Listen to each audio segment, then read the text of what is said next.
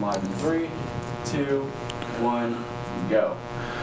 Hi everybody, welcome to the Technocrat Live. I'm Matt Newhall, your host, and my guest today is Ed Eisenstein.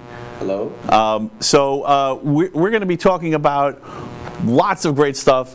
The stories that were coming out behind the scenes were incredible. I'm really excited about this.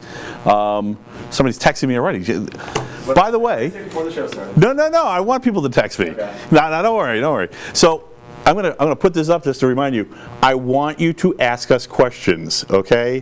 Whatever it is you want to ask, go on Facebook or go on one of the other social media platforms and ask questions.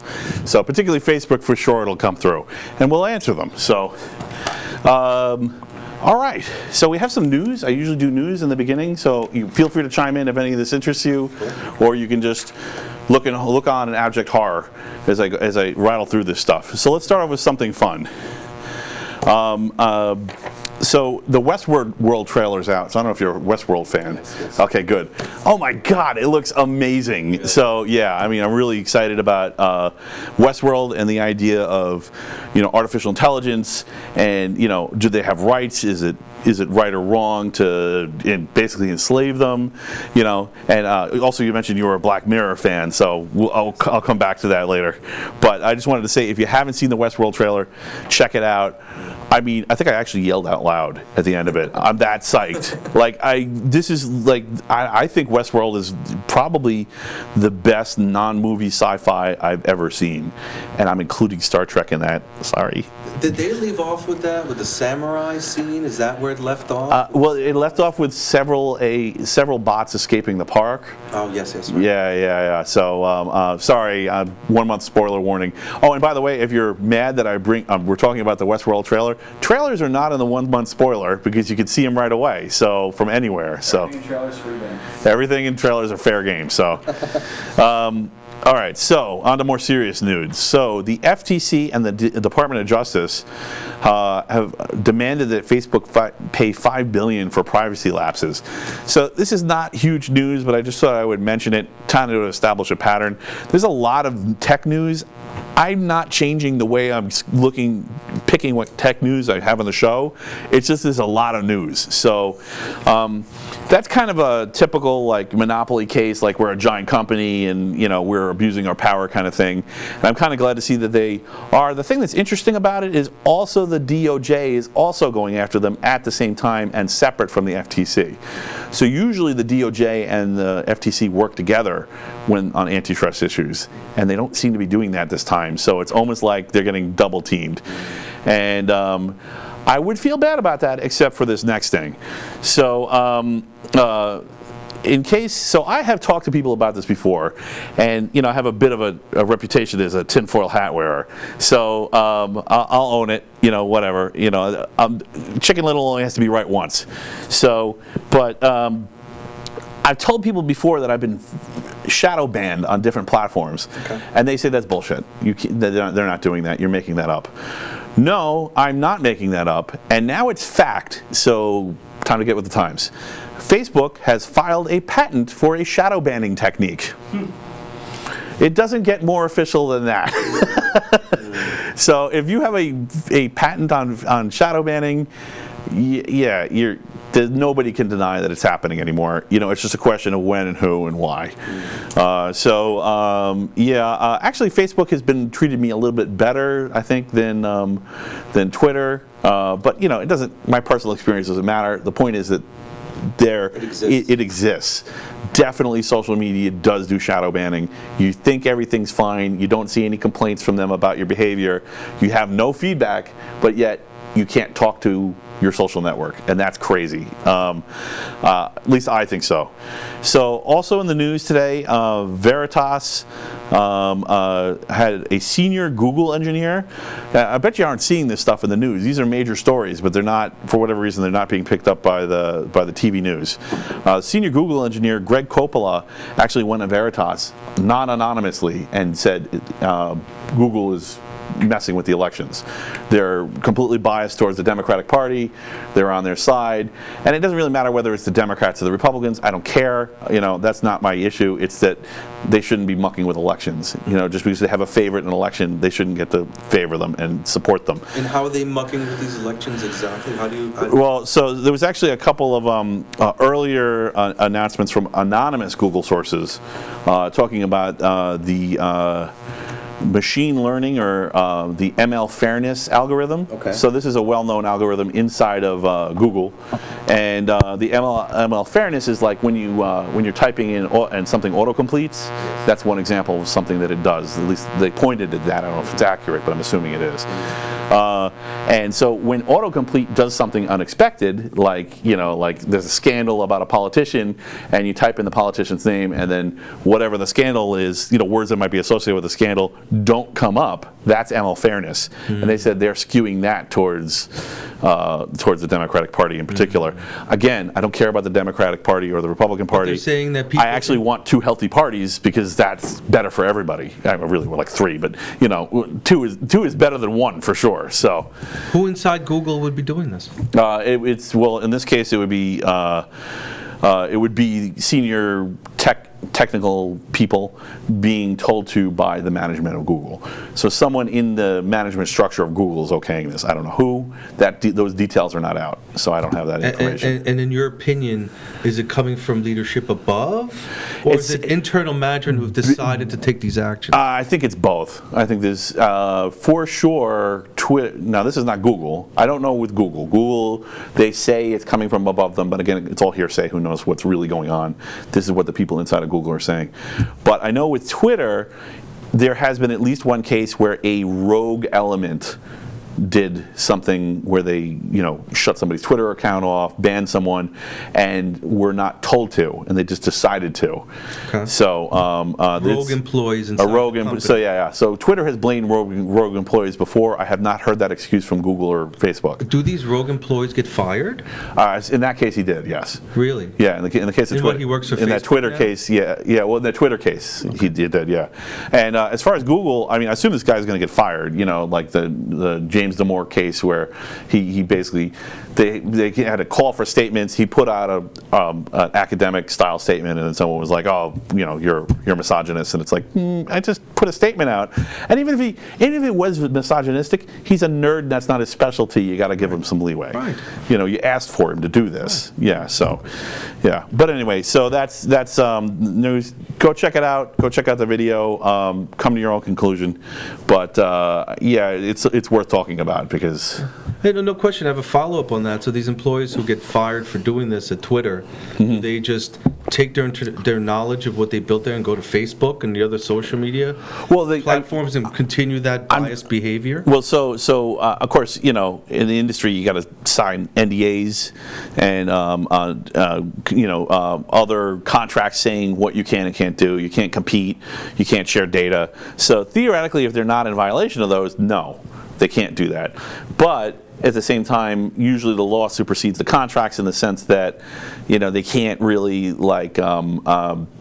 you can't contractually force a person into a situation where they can never work without compensating them. Right, they have to be able to live, and that's what they know what to do. Right, exactly. So as far as the nitty-gritty details, I stopped following it after that. I don't know what happened next after that. So I assume he got another job with another company, and who knows, maybe he went to Google. Right. Maybe he's the perpetrator. But I got to imagine that the people who have these motivations, they get fired from one place, they're not changing their attitude. As soon as they have free time at that new place, they'll continue that level of behavior. Right. Yeah, I think so too. And of course, this is a huge in the IT industry. You were. So I was going to introduce this a little later. But you were the CIO of Nassau County for 10 years. Was it? 8 years. 8 years. Okay. So you totally. I'm preaching to the choir here. You know this, but your reputation's everything in IT. Mm-hmm. So you have so much leverage and you have so much power. I personally have been in charge of tens and tens of millions of dollars of assets. Sometimes in an emergency with no warning, and you just throw them in there, fix it. We need to fix this now, kind of stuff. And if they don't trust you, they can't do that. So if your reputation dies, it dies hard. Yeah. So I hope nobody hired him, but they probably did. Yeah, he's working somewhere with the same biases. Right. He's probably working somewhere with the same biases, and hopefully with less power. Yes. Yeah.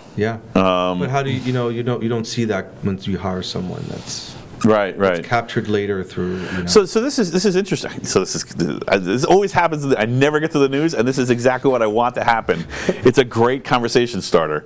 So this is kind of like what General Alexander was saying about Snowden. So I don't know if you know about the whole Snowden thing. So General Alexander was in charge of the NSA. Yes. Yeah, during the Snowden debacle, and of course he looked really bad. He had egg in his face. This nobody contractor stole all our secrets and hid in Russia. Damn you, da da da. And so he comes out, and his reaction is all sysadmins can't be trusted. You need to start unioning your networks and coming out with broader and broader layers, and everything has to be a system, which is probably half true. You need to have people that you can trust. Maybe you shouldn't trust everybody all the time with everything, but at the same time, if you do everything on the network, it's it only takes one weak point with access to the wrong network, and you're completely screwed again. Sure. Yeah. But I will say that where computing's gone, and you'll be hearing even more about this, is making silos out of it. Hyper-converged technology, where you really put everything in containers. So on large networks where maybe there's one or two people dealing with that, the sales department and the servers that go from there, if one thing's affected, it will not take the whole network off. So micro-segmentation, hyper-segmentation, so you're kind of builds that in. You like to see the micro-segmentation as a solution, having multiple kind of almost competitive components within your network to. Well, it's a very complicated conversation, but ultimately what happens is the resources that the sales department needs, and the resources of computing that the accounting people need, should be segmented and separated. Right. And ultimately, if you have a team of technicians, you need if something goes wrong, the whole entire network doesn't go down. Security 101, in case you don't know what a firebreak is, you can literally go and look at pictures of it up in Google. Because our audience is mixed. There's some senior techs, some mid-levels, and some people who don't. Like last week, my guests weren't technical at all, and we had a lot of fun. It was great. They were like asking me about like our robots going to take over and stuff. It was awesome. Matt and Mike, how you doing, guys? Like a firebreak, you can literally go look up a picture of a firebreak. It's the most elemental kind of security. It's just taking a section of forest and just cutting down the trees for 30 feet, for however much distance of a line. And the idea is if there's a fire in the forest, that it'll hit the firebreak, and then it won't jump it, and then the next segment of forest won't catch fire. So yeah, fire breaking is the most essential security technology you can have into a multi-component environment. It's even simpler than, and of course the next would be building some sort of wall, like a firewall, which is literally like a wall in a castle. So those elements are. Then it gets weirder from there. Then it gets more virtual and more conceptual. But just tying it all together real quick, if you have somebody who's, that's the big fear, an IT engineer or senior engineer who may have quite a bit of power and may have biases that may conflict with what the owners of that company want to do. Right. And I mean, so how does everybody get protected inside of that? Even if you don't care about politics, even if you just care about heist movies or whodunits or whatever, that same level of concentrated power being used for personal goals can be used to rip the place off. Or it can be used to formulate an attack against a sovereign entity. What I was mentioning before to Laura. That San Francisco actually had a problem with there was an IT tech there that I'm trying to remember his name. I can't remember his name. It doesn't matter. Anyway, so there was a tech there that held the whole city to hostage. He had all the passwords. They hadn't thought to ask him for the passwords, and when he quit, he basically extorted them. Yes. And it took him months to recover from it. So we're bringing up, and that's the extreme case of what General Alexander was talking about. Yeah. But I think this is such an important topic today because people buying cyber insurance, they're protecting themselves from employees, from staff, but somehow, what happens to that IT guy? Look at Edward Snowden's case. It was an unsupervised third party. Mm-hmm. As we go through cybersecurity stuff, there should be more scrutiny on the IT people and what their motivations are. Yeah, absolutely. I think it's a missing component somewhat. But don't fire all your admins. That was what Alexander was basically saying. Just have cybersecurity teams, and that's actually happened. I think that's happened a lot in the IT industry. You just see these massively swelling cybersecurity teams, and I'm not saying there isn't a lot of work to do. I mean, theoretically, you can continuously make more work in that space forever because unless you're examining every single packet, you're not doing it as fully as you could. Of course, you can automate through signatures and stuff like that. But, I think it's almost like the pendulum swung too far and it's going to start coming back because I think individual systems like the Internet of Things kind of stuff, you're going to have to start doing some patching at system level stuff and some fixing and system level stuff of, there's going to be a worm that just walks right through it, and they're not going to be fast enough to stop it. But then again, tying it back to this question mark is who will be the IT guy at that moment who either sees it happening, can prevent it, is not doing something, what's the motivation behind that attack, and how will that person judge of what to happen based on their personal morality? Right. Well, yeah. Well, then maybe they'll just let it. Well, I'm assuming that in malfeasance, where they allow something to run ramshot on their own network, that's going to be more clear cut. But I'm talking more about kind of like a systemic, like just. Okay, we're just going to get rid of this kind of role, and it just bothers me because it's not that I don't respect cybersecurity people. I've had cybersecurity people on here before. They have a ton of utility, and I would even say in some ways their utilities are underutilized. But you just the trend in the Linux space at least is for cloud, and really what cloud is, what most people don't realize about cloud is it's usually means that you're scripting whole systems. You have a set of instructions, and that is your system, and you just plop the set of instructions on a blank slate, and bloop, there you go. And now you can do this infinitely. So you could have 1 million of these because the set of instructions is the key component. But the problem with this is if there's a flaw in the set of instructions, now they have 1 million machines, So, and also the system that interprets the instructions is very vulnerable in that situation.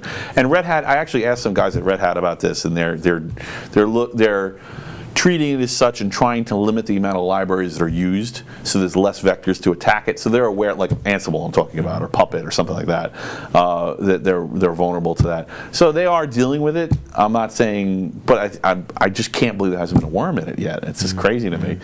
And so it's kind of like this. I sound like such a Luddite. It's kind of this. But you can have the best system in the world if you have as someone who has access and they have a personal issue with what's going on in the world. Right. They'll just open the door. Right. Of course, yeah.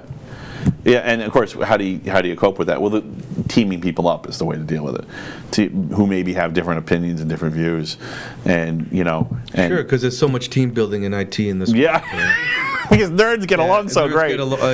Hanging out. Don't be fooled. We're getting along pretty good, but like most nerds, you talk about team building. I mean, I sit in a room of IT guys. They're all on the iPhone. They don't even talk to each other. Right. Yeah. And they were like that before the phones were. Before staring at your phone was a fashion statement. Right. Yeah. So yeah. But maybe team building and a little psychology. Like a big team building to see, well, that guy's really angry all the time kind of thing. Yeah. Oh, yeah, I've seen that. Yeah. We've had a few best candidate for most likely to go postal. Or most likely to hack the system and put it on WikiLeaks or something. Right, yeah. All right, so that was interesting. That was quite a segue. We covered like half my topics. We're almost done with the show. No, it's good. It was good. I liked it. This is because you know what? This show is about having conversations. And I mean, I know I do the news because I wanted to keep people up on this because a lot of people are not talking about this stuff. But I mean, well, see, I don't know. You've had other security people on there, so I don't know. A lot of people talks about theory. I live it. Me and my guys live it each day. Where do you live it? What are you doing right now? So in my business, when we have clients and we get, I would say, several calls a week with people who've been breached, looking for our service, looking to help them in different ways. Right. Oh, so that's how we live it all day. And So you're running a security company? Yeah. Oh, great. Awesome. My company, UNA Technical, I've had it for many years. UNA Technical, and I have a team of really brilliant engineers who run a help desk. And so it's fine. We'll probably put after the show, we'll put a URL up in the show notes so people can get to you guys. But we deal with cyber attacks all the time. Security is just constantly, and now are your customers proactive in general, or once they become our clients, we kind of force proactivity. Okay, we can't service that's a conversation, right? But we live it all day, and I see the spear phishing attacks and these crazy social engineering attacks that are just so wild on small businesses today and medium businesses. Right. Yeah, I've had just as much spear phishing activity. So I'm not working right now. It's voluntary. I'm voluntarily unemployed.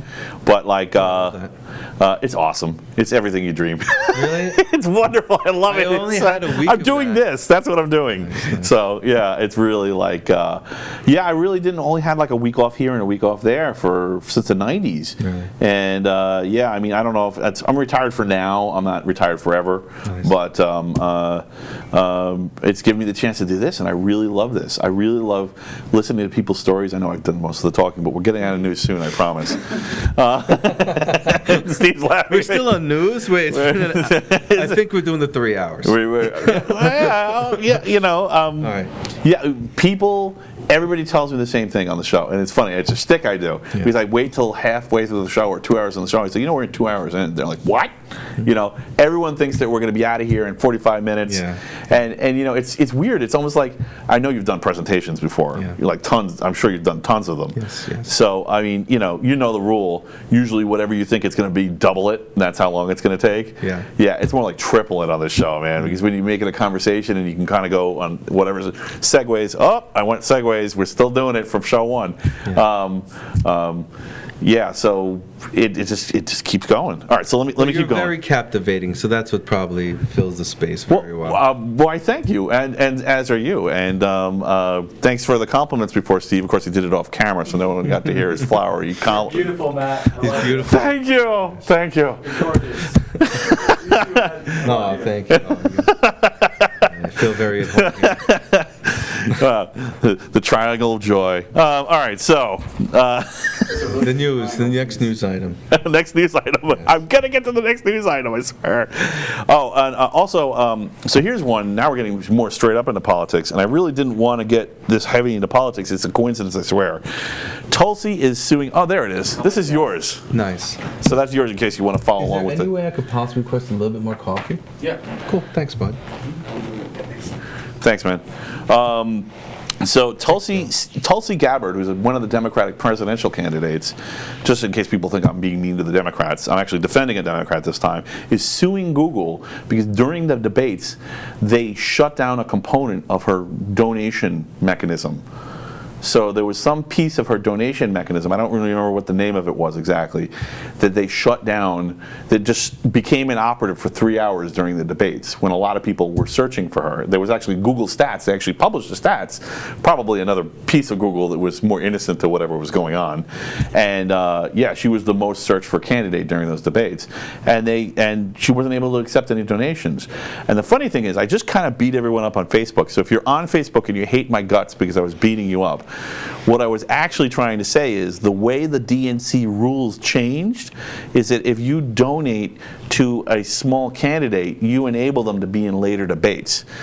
So, it doesn't even matter if it's $1, it's the number of donors that matter. This is the new DNC rules in reaction to kind of the 2016 mess. So, it's a good rule because this means that smaller candidates can get a voice, and even if they can't get elected, although maybe they can, they can get on the stage and they can introduce new topics that maybe the media might not have. Because the media. So she was affected poorly by this. Yeah, she's claiming the damages were $50 million worth of donations. But what catches me is I thought you earlier said that Google was doing things in favor of the Democrats. Right, exactly. So how? So yeah, this is I don't what's. understand. Well, so I think what's going on here is some that Democrats, not all Democrats. yeah, it's saying it's some Democrats and not all Democrats, right? So I mean, I'm currently. So I am an independent. I have views on both sides of the board. I have things that are pro-Republican and things that are pro-Democrat. So I'm all over the place. So if most people are usually like, yeah, I got his number, and then boom, I come around with something like this. Yeah, I mean, the best I can figure is she's not a war hawk. I mean, she's really she's a vet. She's actually still actively in the military. She's still serving. She did great. I think she's a pretty great speaker. I think she's a great speaker too, and I really want her in the debates, regardless of whether you like her or not, because she's going to bring up new topics. I agree. So it really annoys me that they're cutting. Out of all the candidates, I thought she really presented well. And I thought so too. I saw her on a few different shows, including Rogan, and it was excellent. I also like Yang. I also like Gravel. I think he's probably done, but I'd like to see him in the debates just because he's going to raise interesting questions. I tend to lean populist if all things are equal, but nothing's equal right now. So that's But yeah, I mean, caught the 2 nights of debates. It was lengthy. It was hard without keeping notes to see what everyone was saying. Mm-hmm. Yeah, there was definitely some talking over each other. They also cut Yang's since we're talking about this stuff, another anti-democratic thing. They cut Yang's microphone off. There's video of him out there. Everyone was talking over each other. Well, the only microphone that got shut off was his. So he tried to do the same thing all the other candidates are doing. Say, hey, wait a minute, what about this? And you see him mouthing something. It's not coming through the microphone. Wow. Yeah, he was pissed about that. So that went out there. The thing that's really bothering me is this stuff isn't getting covered in the news. What the hell are the journalists doing? I mean, We'll bring it right out. Thanks, man. Anytime. All right, Steve. All right, so I want to see a fair process, because not even because I believe the process always works, but it's what we've got. I mean, democracy is the best. A republic is the best thing we've got until something better comes along. Regardless of how you think the republic should look, we need government. We need a government that's fair and that can give people a chance to say their piece and be what is the most common form of government that's existed in the documented human world? Type of government. Oligarchy, disguised as monarchy. Yeah. So. Would you say that covers most of our history? And here's the interesting thing: is that oligarchy, and you may not have realized this, that oligarchy usually justifies itself as a technocracy. And technocracies usually justify themselves as meritocracies, and meritocracies where, I've contributed, so therefore I am worthy, But just because every technocrat says they're meritorious, but meritocracies. Technocracies are not always meritocracies. In fact, sometimes they're not at all. To me, the best meritocracy right now is open source. Oh, interesting. Yeah, I think because globally, I hear you. Because there's a lot. People can mock you, make fun of you, abuse you, and if you write great code, there's no denying it. When you run the benchmarks and your code's better, you win. That's true. It's the equalizer. Yeah, it really is and it doesn't. The barriers to entry are almost zero. Basically, you just need a Raspberry Pi and a brain.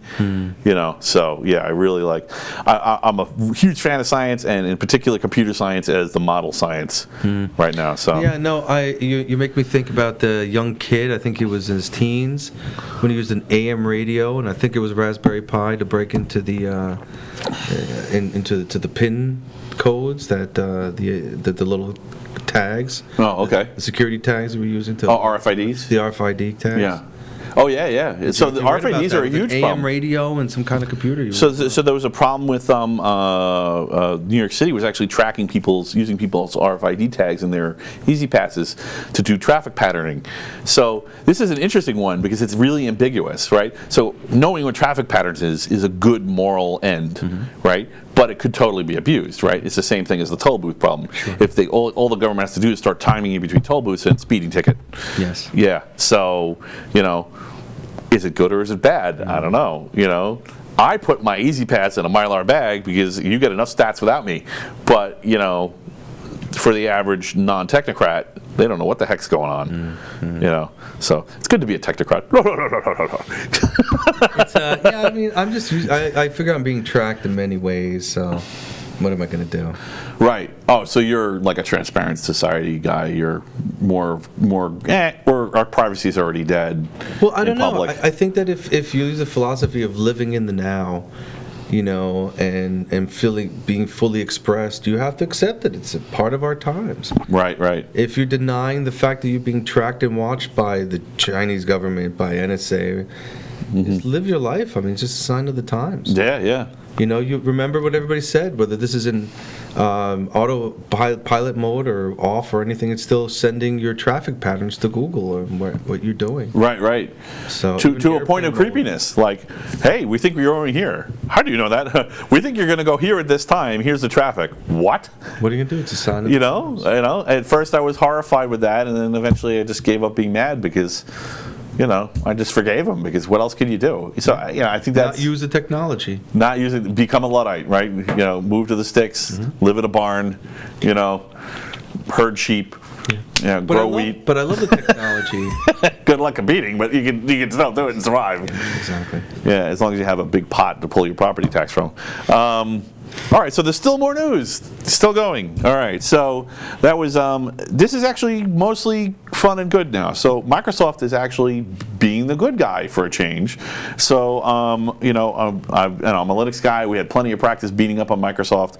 They're not always good, but lately they've been very good. So apparently, Microsoft is working on a piece of software called Election Guard, and it's supposed to be a ticketing system where you can actually, this is something we've talked about before on the show, where you can actually check what your vote is using an encrypted key from home.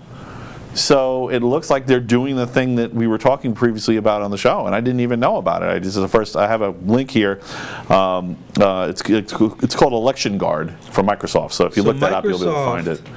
Is going to build an electronic election system. They're going to build a piggyback system. I don't even think it's for an election system. It's a system to sign your election vote. It might be more. I don't know. It's a little ambiguous right now. You know, it was just a high-level news story. Yeah. But nothing in it rang untrue, so I think they really are doing it. I just don't know the details yet.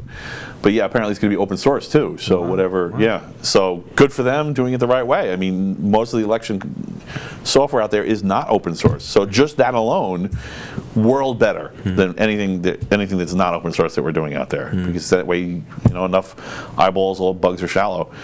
So I'm really excited. This is huge news. That's what I'm saying. This is like, these are big things. And of course, a little sillier, but actually kind of big too. And it goes into custody chains.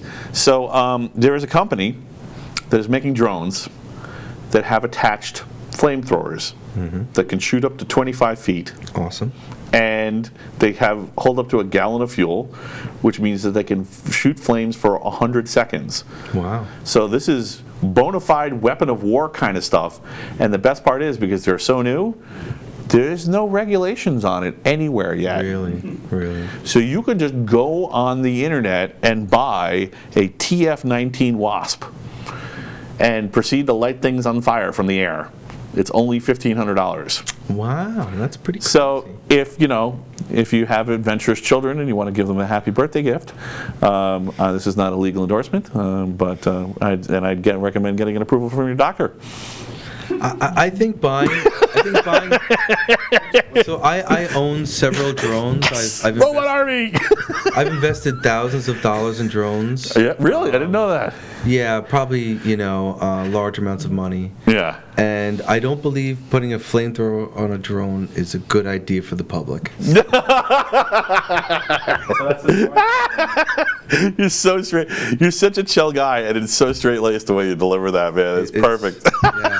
Maybe Roman candles, you know, once a year. But so there is a legitimate application. So if you see the video, the promo video that they have out, it is a real company selling a real product, and the idea is clearing power lines.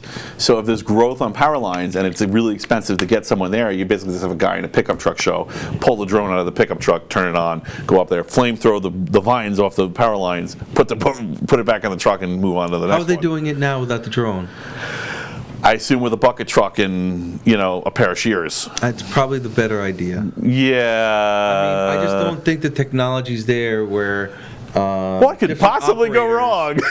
Every operator's going to grab it. Yes, it's my Amazon drone. No, it's not my Amazon drone. That ain't no power line. But better yet, oh, hello, little birdies, you know? Yeah. I don't know. Yeah, so I was like, oh, I just found that one right before a show, and I'm like, this is perfect. I have to mention it on the show. I've never seen. It is truly something straight out of Terminator. Nice. You know, it's like, you know, like, okay, Skynet's going to pick 20 machines to mass produce to kill humans. One of them, flamethrower drones. Well, I will do that. If we wanted to make a show where we demonstrated how it worked, like an unboxing, right? You know, we could do that together. I'll buy. That would be great. Actually, the funny thing, this is sad. New York City has so many weapons regulations. The first thought on my mind is, I don't think that one's illegal in New York yet. Maybe I can get it. Because you can't get anything there. Ship it to Pennsylvania, you know. Yeah, we ship it to Pennsylvania. Just pick it up in a truck full of fireworks at the same time. But that's not safe. So I've put many hours on drone flight, and I stopped flying drones when my daughter got freaked out by them. Really? My son loved the drone. I'd be able to go out to the park and fly it all the way, you know, miles away. And my daughter was just freaked out by it. So I haven't really put many hours on it in the last couple of years. Oh, wow. Okay. That's interesting.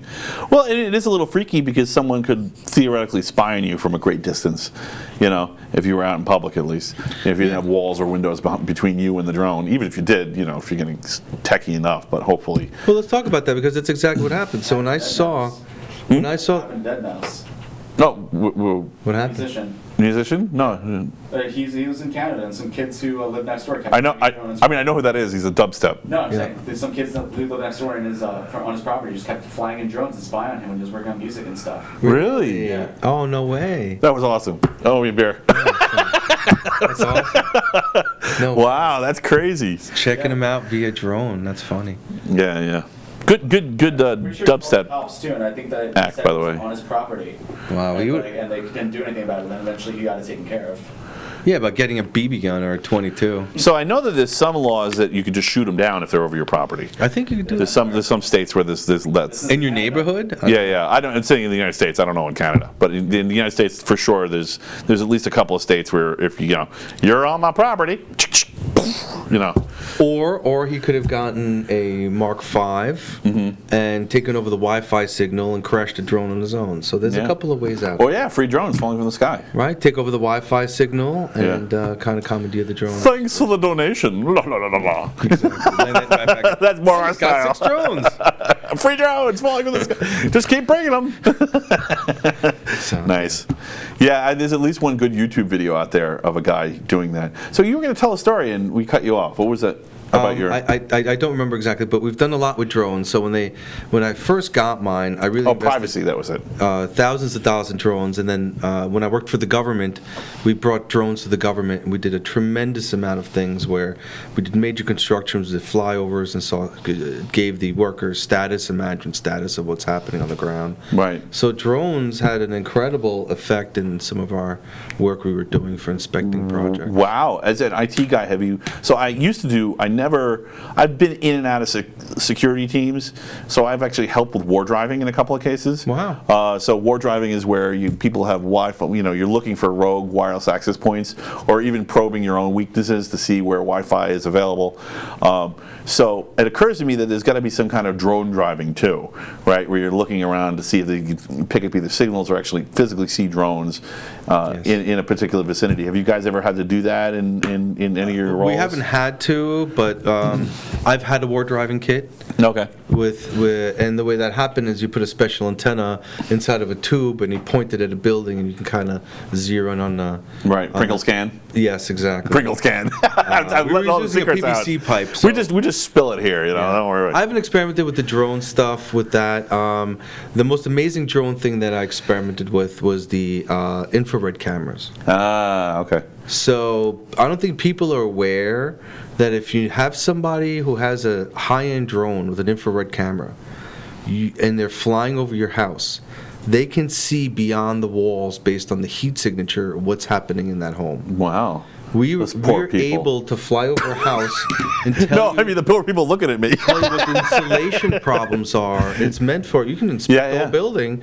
but if somebody could fly through a neighborhood and see who's home and what they're doing in the house with that, it's pretty scary. Right, so if you were thinking about doing injected insulation, there's your motivation right there, But you can fly a drone with infrared camera over your house to tell you what the water spots are, how the insulation's doing. It's incredible. How many pot plants they're growing. Right. Yeah. Well, for environmental stuff, it's good, I guess. Right. Yeah. Well, I mean, they did something like that. So this is before drones were that popular, but they were using actual aircraft, manned aircraft in Florida, and flying over and looking for heat signatures over houses. Yes. And they combined either dead or stagnant pools and heat signatures and a couple other things, and busted a whole bunch of pot growers. Pot growers, yes. Which, of course, back when pot was illegal in most states, now it's legal in most states. So. And not that I did too much about it, but there was ways to get around that by putting certain materials onto the ceiling that allowed those heat sensors not to capture what's going on. Right.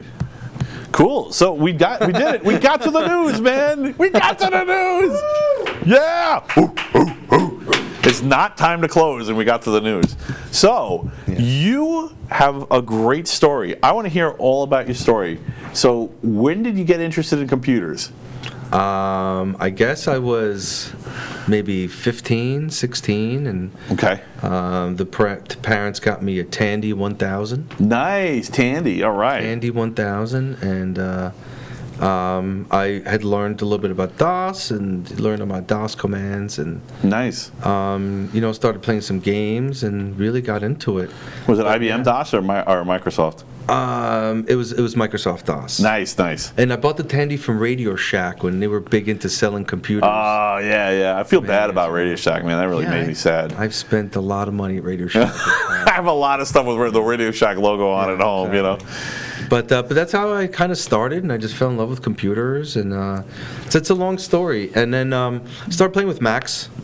Okay. I wrote my first song on my friend's Apple IIc. You wrote a song? You're a musician? Yes, I've written a lot of songs. What are your instruments? I play bass guitar, I play regular guitar, keyboards. I've done a ton of recording. Nice. And I actually wrote my first song on a Mac, actually. Okay, cool. Which Mac was it? I think it was Apple IIc, I think. My friend My friend Kenny Noga. So you went digital from the beginning. That's really weird. I mean, I was doing hissy audio tapes, and it was terrible. Yeah, MIDI. It was very discouraging. MIDI. Yeah. What? Drummer, you need all the mics. Yeah. Well, I mean, usually it just was a room. I got one mic. We were budget. We never got to the good setup. It was mostly garage bands. I mean, we could have gone further, but it just never materialized. I really understood the technology, and then I worked at the Port Washington movie theater. Really? Became the manager of several movie theaters where they were running Tandys and DOS, and they had their entire management system that I became the manager. Were they running Windows, or was it just DOS? It was all DOS. Okay. And I learned how to manage the entire business. It was a multi-million-dollar business. Were you networked? Was it NetWare? Yeah. Well, each Tandy was dumping the FTP files every night into the main system of the cinema thing, and it was a really big situation, and there was checkers who validated against box office tickets. It was such a large, intricate system. It was really interesting, and I really, how many shops were you in charge of at the time? It was only one movie theater, and then that movie theater owner had 4 more theaters. Right. So I was kind of working with those other theaters. And so this was his system. It wasn't it wasn't the franchise's system. Right. It was a franchising system. So back back in the day in the Okay. 90s, All right, I got it movie now. theaters were a whole different game, and there was independent Right. owners. There was this guy, Mr. Gigi, who owned several theaters. Mr. Gigi. Mr. Gigi. That's an OG name right there. Yeah. What's more OG than He Gigi? was mad at me. He was just a nice man who believed in me and let me be the manager of his enterprise. You know, I have had so many people in my life like that. It's really important. You know, when somebody believes in you, they can make such a difference and help you so much. I mean, I try to do it whenever I can. When some new blood comes into into our user group or something, I'm like, let me see if I can help you get. You know, you have the knack. We got to get you into computers. You know. Yeah. So. And it clicked. So, and I liked it there. I made a lot of friends there and stuff. And then, Right. just moved on. I remember I was going to school for computers, and towards the end of college, I met this was a beeper store, and I showed up at the beeper store, and I did some kind of an update to help them and do side work for them. And somehow I erased all of their data, and they went out of business 2 weeks later. And I realized, like, What? I'm like, Isn't that like a I'm crime or staying in something? IT. Wow. They deleted all their data? Well, or- no, what had happened is they were using hacked software, and when I began to trigger updates, they were caught in the middle of not paying the bill. And they were cheaters anyway. They were trying to take advantage of me to upgrade software they didn't So even wait, you tripped a tripwire wiring the cheaters, but who were cheating the cheaters? and then they went out of business. That's crazy. And that's when I realized I'm like, I'm going to be in IT for the rest of my life. Right. Yeah, I was actually my mom's school. My mom was the attendance officer in her school, and she her secretaries needed help with their computers, and I was just like, I could get paid to do this. And then it was just from then, and then I forgot about it, and I was like, yeah, I'm going to be a musician, and then like I was all set to be a musician, and then I read a book by a lawyer on contract law, just getting ready for the first time we got signed or something, and I went, nope, and I quit music.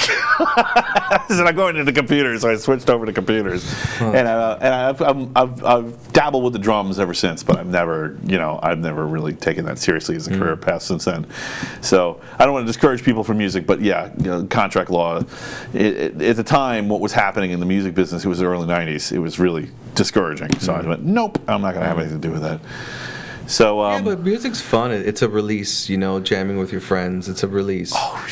We jammed with our friends the other night. It was just it's a fun. It's a release. So you're still playing? Yeah, we were in a band for a little while with Brian. He was a singer and main guitar player, and that's it. Brian's the guy who you sent me. Right. I definitely want to have Brian on the show. So I gotta tell you, Brian, if you're watching, we had a great you're gonna band, call. but life took its course, and we just couldn't hang on to it. And now we jam once in a blue moon. Right. But it was interesting. We sat down last Friday, and within moments, we were right back on the. Right. We really nailed it right off the bat. We were great musicians. That's awesome. You just got right back on the bicycle and started riding. It, yeah. Nice, It's a lot of awesome. fun. And I love jamming it. And the drummer I play with is my friend from high school. Mm-hmm. So he lived a block away from me when we lived in Port Washington growing up. And then somehow, 30 years later, he lives a block away from me where I live in Belmore. So Really? yeah, and we still jam together. I grew up in Wantaw, He's a so. very good friend of mine. We spend Right. a lot of time together. I actually wanted to. You had told the story before the show, Yes. and I want to get into this. So Okay. apparently you came to this country in '83. You were Yes. off the plane in '83. Yes. And you went to Astoria. And actually, I have a connection to Astoria because that's where my wife grew up. Yeah. So tell me all about. I saw Astoria in the early '90s. Yeah. But what was Astoria like in '83? What was it like coming? So this is what I remember. So we land in New York. I'm a young man. My family. It was my dad, my mom, my brother, and I. We landed in New York. It was I think September. It was very hot out. It was at night, and I couldn't believe what it was like. Our whole lives we were like, hell, we're coming to America. We're going to see all this great stuff. You land in Astoria, Queens, on a summer night. during a garbage strike. A garbage strike? So here we are. Here I am imagining these, like, the golden streets and the cities, and we're driving through this really not so, shady neighborhood. Garbage. Yeah, there were definitely shady neighborhoods in Western Queens. We hear gunshots. It was really an amazing experience to be a young man. Were you cursing that you were like, what am I doing here? What happened? Did I die on the airplane and go to hell or something? Like, what happened? It was really amazing. Don't fall asleep on airplanes. And I was a little skinny kid, and it just. How old were you? I think it was like 11 or 12 years old. And that's rough. That's the worst age too. Yeah, because you got all the man stuff, but you don't have any of the muscles to back it up. The muscles, especially with those gang people. But so I went through kind of like a really tough time there, getting used to it. I didn't really speak English so clearly, and I was really having a tough time getting used to it. It's so weird. Your accent is perfect. Yeah. Absolutely perfect. Yeah. You speak perfectly, It's not. It's and when you come here so early. Well, some people, I think that is like kind of genetic also, like the ability to pick up accents. I don't know how you are. Do you pick up accents when you travel, or? Yeah, absolutely. So my wife just It's embarrassing sometimes, my right? wife came to America when she's 19 compared to me at an early age, and it's different. When you go to high school and stuff, and you're stuck with it. She has an accent. Mm-hmm. I don't. But it's just the only difference is the age that you made that transition. Ah, right. Got it. Yeah, I mean, like we went on a cross-country trip, and my wife was mocking me because I picked up alligator talk. I had a deep Southern accent from pretty much from Arkansas to Arizona, which is about where people have an accent down there, and it was. I'm even doing it now. I'm trying to stop myself from doing it because I immediately. People think I'm making fun of them because if I speak to someone with an accent, I can do a perfect Indian accent. I can, I'm pleased to be pleasing you. I can just, I just, it's not even like I'm doing it on purpose. I just snap into it. And I gotta tell you, we went to an alligator wrestling match last summer, and you kind of look like that guy minus the leather hat. Yeah, wrestle alligators. You feel like full Hulk Hogan? What? Maybe some Randy Savage.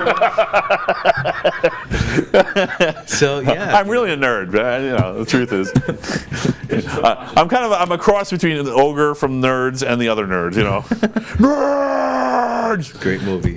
Great movie. Big man. 80s, 90s. Movie. So how did he survive that, man? It sounds crazy. I just I went through some stuff. I mean, there was kind of mafia kind of stuff going on there too in Astoria. There's a lot of gang stuff. There was a lot of theft. I mean, I just from hearing it secondhand. Also, I saw it. It wasn't all bad. Astoria wasn't the worst neighborhood in New York, but it was problems for sure. But we had relatives there and friends, and that's where we were gonna enter the American scene, if you will. Mm-hmm. And it was really rough for me. I didn't have any friends. It was just us and some relatives. And then, one day I don't know. It was a friend that I met in school. But he's like, listen, you have to listen to this music. And I wouldn't really listen to any music other than Pavarotti that my parents were jamming down my throat every day. Right, yeah, 1930s show tunes. Oh! I'm like, listen, don't put that. And then I heard it, and I heard this song. Yeah. And I don't know, I felt like, and I still remember it today, like my whole life changed from that song. I'm like, what is this? And I started listening to this music, and it started to really breathe life back into me, and I overcame my depression. And it was by my friend Bogdan at the time who got me into this, and it was when I heard Twisted Sister for the first time. I was like, holy shit. Shout out to Twisted Sister. America is fucking awesome. Right. And really, I don't know what it was, and it's, played down, I guess. New York has got a unique personality, and they were part of that. And it just came out, sure. and it began to breathe life back into me, and I was like, really got into heavy metal. And really? So they were your first heavy metal band, huh? And Quiet Riot after that. That's and awesome. All these bands, but definitely Twisted Sister at the beginning was the big deal. And my friend had lived in Baldwin, and we heard that they were recording there. Yeah. So we would skate by and try to meet them all the time. It was like a whole thing around Twisted Sister. So, and I play bass today. You skated all the way to Baldwin, or you took the train out there? My friend lived a few blocks from there. Oh, you take the train out and meet him, and then we go skate near the place. Well, no, because my friends and I would ride our bicycles all around Nassau County. I mean, we went 20 miles on bicycles, on BMX bicycles. Yeah, same here. Our poor parents have rolling in their grave right now. But Can you imagine the places where I went on a bike? Oh my God! I hope my kids never do that. I hope that scares the heck out of me. I don't know how. It's crazy. I don't know how I'm not dead. And no cell phones disappearing all hours. Yeah, right. Like before cell phones, when you left the house, you were gone. That's it. Yeah, you cops vanished. had to find you. Right. The next time someone heard from you was when they read about you in the newspaper. And man, look, we did all our crazy stuff, before cell phones came out, thankfully. So that was really good. My first heavy metal band. I'm totally shocked you were a metalhead, and that's I don't know why, but I think that's awesome, and I'm glad you're into metal. Not only that, but it gave me such a sense of art that was so important for me to make it through my rough period. Right. Well, you know what? So here's the secret. So I with heavy metal, and a lot of people, I think I've had people argue with me on this. So you may not agree, but I think it's true. And I forget who it was. I think it might have been David Lee Roth that said it. That heavy metal is really about conquest. Right? And that's when you're down in your luck and everything's bad and everything's awful, and you hear that, and you're just like, wow, like I'm going to crush this, and it just it invokes kind of like that warrior spirit inside you. So Saint said something similar.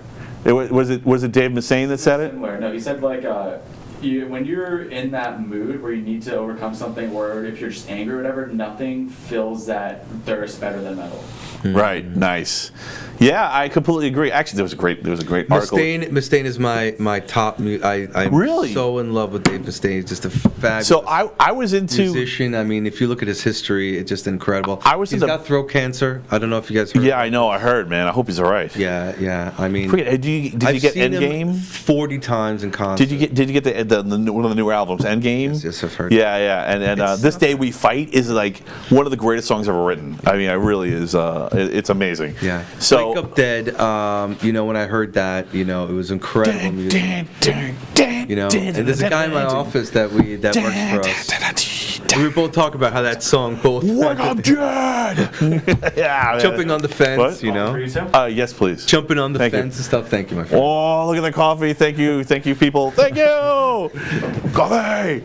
Ooh. So I gotta watch that video tonight. I was into Crew and I was into Poison, but I really liked them and they got me into rock, but it was like mixed up with other things. The thing where my balls dropped was Megadeth. So far, so good. So what? I heard that album and I could feel the hair standing up on the back of my neck thinking about that album. So my parents were like, oh, he's never going to be into guitar. He's never going to be into guitar, and I was able to play a couple of songs off that album from beginning to end. My parents were like, all right, he's into guitar. That's some complicated stuff. I'm perfect, thank you. Yeah. Oh, yeah. It's really. They thought I think Mustaine was in some kind of macho Darkest contest. Hour. That's a great song. Oh yeah. Well, that whole album is. Song. Oh man, I was just doing I just had an idea. We should do a heavy metal show, man. Come on, bro. Yeah, let's do it. Let's review. All right, I'm into it, man. I'm a little rusty, but I could pick it up. I mean, I'm good. I just didn't think there was a future in the business, but no, just to talk about. No, I don't think people want to talk about rock and metal. Yeah, so so Steve was already on my show. I actually interviewed Steve, and I know it seems like you're just interviewing the guy that's there, but no, Steve's really interesting. He's got an international heavy metal band. Really? Yeah, they got members all over the world. So we got a guitarist / vocalist in France, and we got a bassist in Morocco, Africa. Wow. Yeah, he's a heavy metal singer. So, really? Yeah, you didn't know that? Oh, you're a screamer? Well, you can sing too, though. You just choose to scream. I mainly, that's my focus, is screaming. Right. So I don't know if you know. So one of my favorite bands that. Sorry, for me, it's like mentally, you either can or you can't sing, and you can, so you're in the can sing category. Around 2010, I met this guy, Cybreed. It was an incredible band out of France, and I had the pleasure of hanging out with the singer. So it was around 2010 summer. I see him, and I asked him. I said, tell me about your life. He happened to be an employee at the French embassy. And he goes, what? And he goes, Eddie, nobody knows. I'm like, nobody knows at work that you're like the #1 French metal singer? What is it, Saudi Arabia? And he said to me the most important thing in my life. He said to me, he's like, Ed, he's like, nobody knows about it. This is my thing. all I want to do is marry my girlfriend and have this go as slow as possible because I'm having a great time. That was awesome. What a true artist, you know? Wow, man. Yeah, you know, when you do it for... You know what? I mean, and that's the thing. I feel like when I say, like, I got right out of music, you know, that I'm like some kind of sellout. But the truth is, it's expensive to live in New York. You know, you have this constant thing, especially like in Long Island in particular. You know, in New York City, you can get by with a subway and a small apartment. Mm-hmm. But in Long Island, it's just like you have to have there's a minimum amount of money you need to survive, and you just can't survive without it. And I saw that looming over me when I was like, I can't make the money being a musician. I'm never going to be able to play enough wedding gigs, you know, to keep my original band alive. And I just, you know, I bailed, and it's kind of sad because I'm glad that you were in it for the art and you never gave up, and I'm really glad to hear that. Well, not really true. So I had a successful business in the 90s. Is it in your heart? Yes. Yes. So it's true that. But keep going. Yeah. So I had a successful business in the 90s. I sold it and spent a whole bunch of money, built a recording studio. Only a year later to realize I don't want to make money on this, and I jumped back into the IT industry. You know what I mean? Nice. So yeah, I realized once it became a business, I didn't enjoy it as much. Right. Well, that's what happens that's what happened with multiple bands I was in. You know, when you get a group of musicians together, and you know, as the deadlines for the shows start coming up, it becomes more business-like. It's less about goofing around and just doing whatever, and everyone reacts differently when they're serious. You know, it's very hard to be creative and serious. This is something that affects IT too. You know, because you know, if you haven't worked in IT before, if you haven't worked in computers, or you know, really, I mean, any symbolic analysis kind of job, you know. It's just you get in there and you have to come up with this balance between the day-to-day operations of you know, moving things forward and being creative and coming up with new solutions and solving puzzles. And not everyone can do it. Mm-hmm. You know, I mean, a lot of people can't do it. I think that you know, I think being able to marry those two things, at least to some degree, is kind of the knack. Mm. You know, like the Dilbert, you know, the knack when you have the, you know, he's got the knack for computers. It's not just the computers, it's being able to look at the computer and stay calm and diagnose it in the face of everything else in meat space, in the real world, you know? Meat space, yeah. I've never heard that like that. so I got to tell you, I met somebody recently who I'm a big fan of, mm-hmm. and he has a Def Leppard cover band. Uh-huh.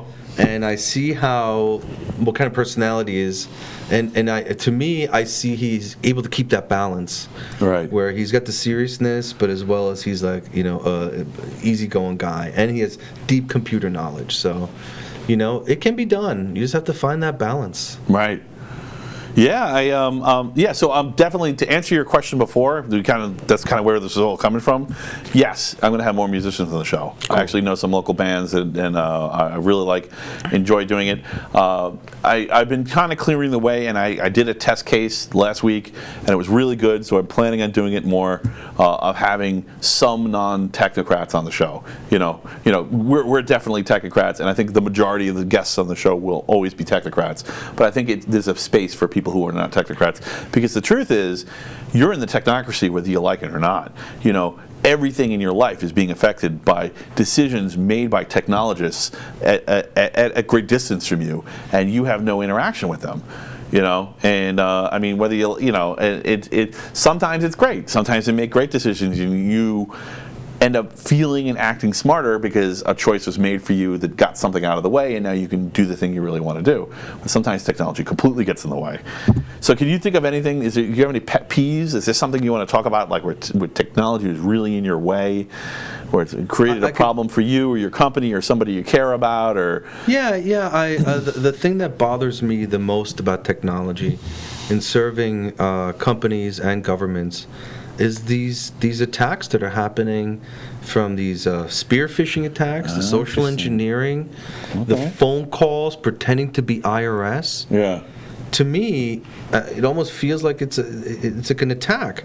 What I've learned about war, what I've been told by some great leaders, is that during an act of war, the first thing you go for is the communication systems. Mm-hmm. We're under attack in email and these phone calls. I don't recognize how that's not being taken to extreme lengths to block and attack. I mean, I've had personal conversations with kids in Pakistan who are sitting in a call center with thousands of people. They're like, this is just an after-school job for me. I mean, while we're techno people and we understand this, do you know how many people are being affected by these hacks? They have no idea what's going on. They just know their life sucks and they don't know why. Right, and they have no say, no decision making over it. Well, the part of the point of this show is to try to educate people, at least if they know what's going on. So, one of the things that bugs me about this is that, I mean, we're in a democracy. Specifically we're in a republic, but we're in a democracy, and the idea behind democracy is the people govern. If you don't know what the hell's going on, you can't govern effectively. Yeah. So if we're in a technocracy, we're screwed. I mean, if we're in a technocracy and people don't know what's going on and they aren't paying attention, so for sure there is a global cyber war going on. Anyone who does any kind of server administration or caring sees logs knows that. So do we have to establish it right now? We are inside of a significant cyber war, right, and an attack on the American communication systems. Yeah, absolutely. And people why isn't that discussed? And the worst part is sometimes it's even our allies. Right. Sometimes it's our allies or it's elements within the countries that our allies control.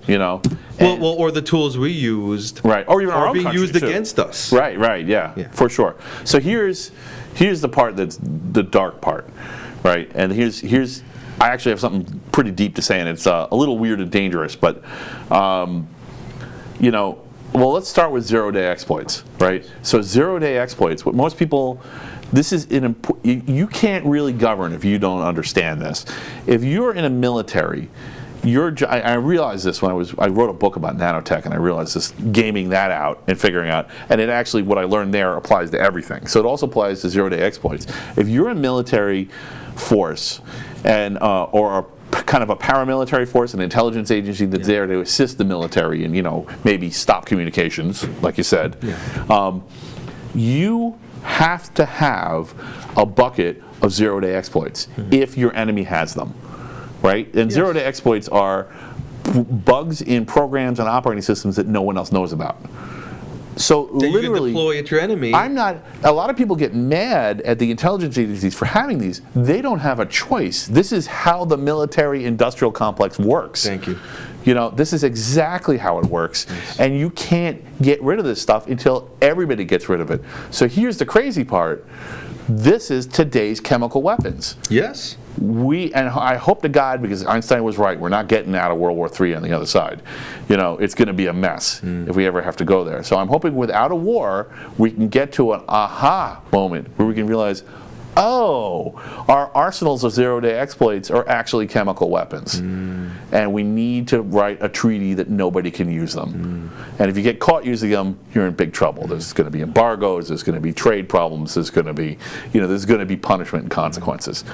And that's, but at the same time, until that happens, I can't blame the NSA for having a huge pile of these things, because they have to, because Russia has one, and China has one, and Iran has one, and even North Korea, who probably has 18 computers to rub together, has one. Sometimes it amazes me the amount of attacks that come out of North Korea, considering their infrastructure. But well, I think that part of this important conversation is the China chip. The Bloomberg discovery. That would also be... And if you're looking at what's happening, that hardware infiltration that's being used by our government against others, this is documented, you can read it all over the place, right, is a real thing that was found. And if you really look at the bottom line, that chip talking to the BIOS is going to override anything that's operating system on that hardware. Is it possible the future is who's implanted the chip aftermarket the fastest, that has true control over... Yeah, whoever. Networks? Well, you see it with Bitcoin. So not everyone knows about Bitcoin, but a lot of the Bitcoin miners are in China. And the reason why is because China is doing a lot of the manufacturing.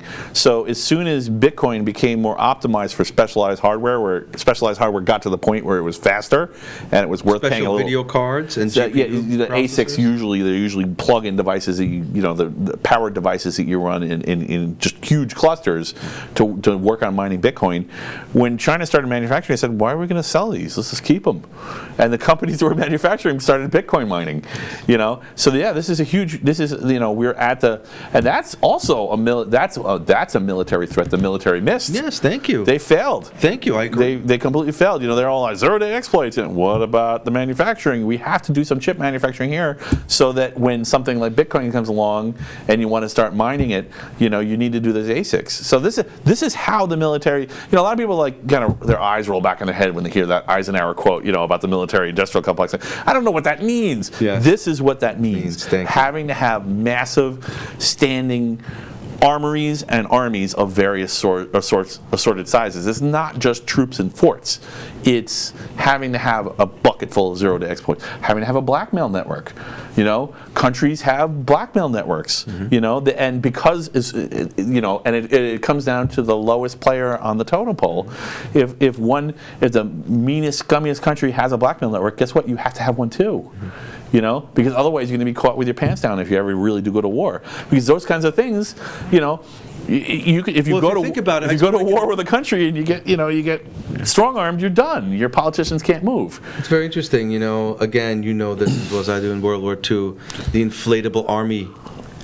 I don't know. Tell me. Where the Americans had all those fake tanks and cars on the sideline. Get the fuck! I didn't know. Tell me about this. I don't know about this. No. The American Army had I don't know how many inflatable tanks and trucks to fake them out where they were coming from. Oh, awesome! And in light of what you were saying, that's hysterical. The Nazis didn't probably not laugh at that, but it's brilliant. It's totally awesome. Check it out, man.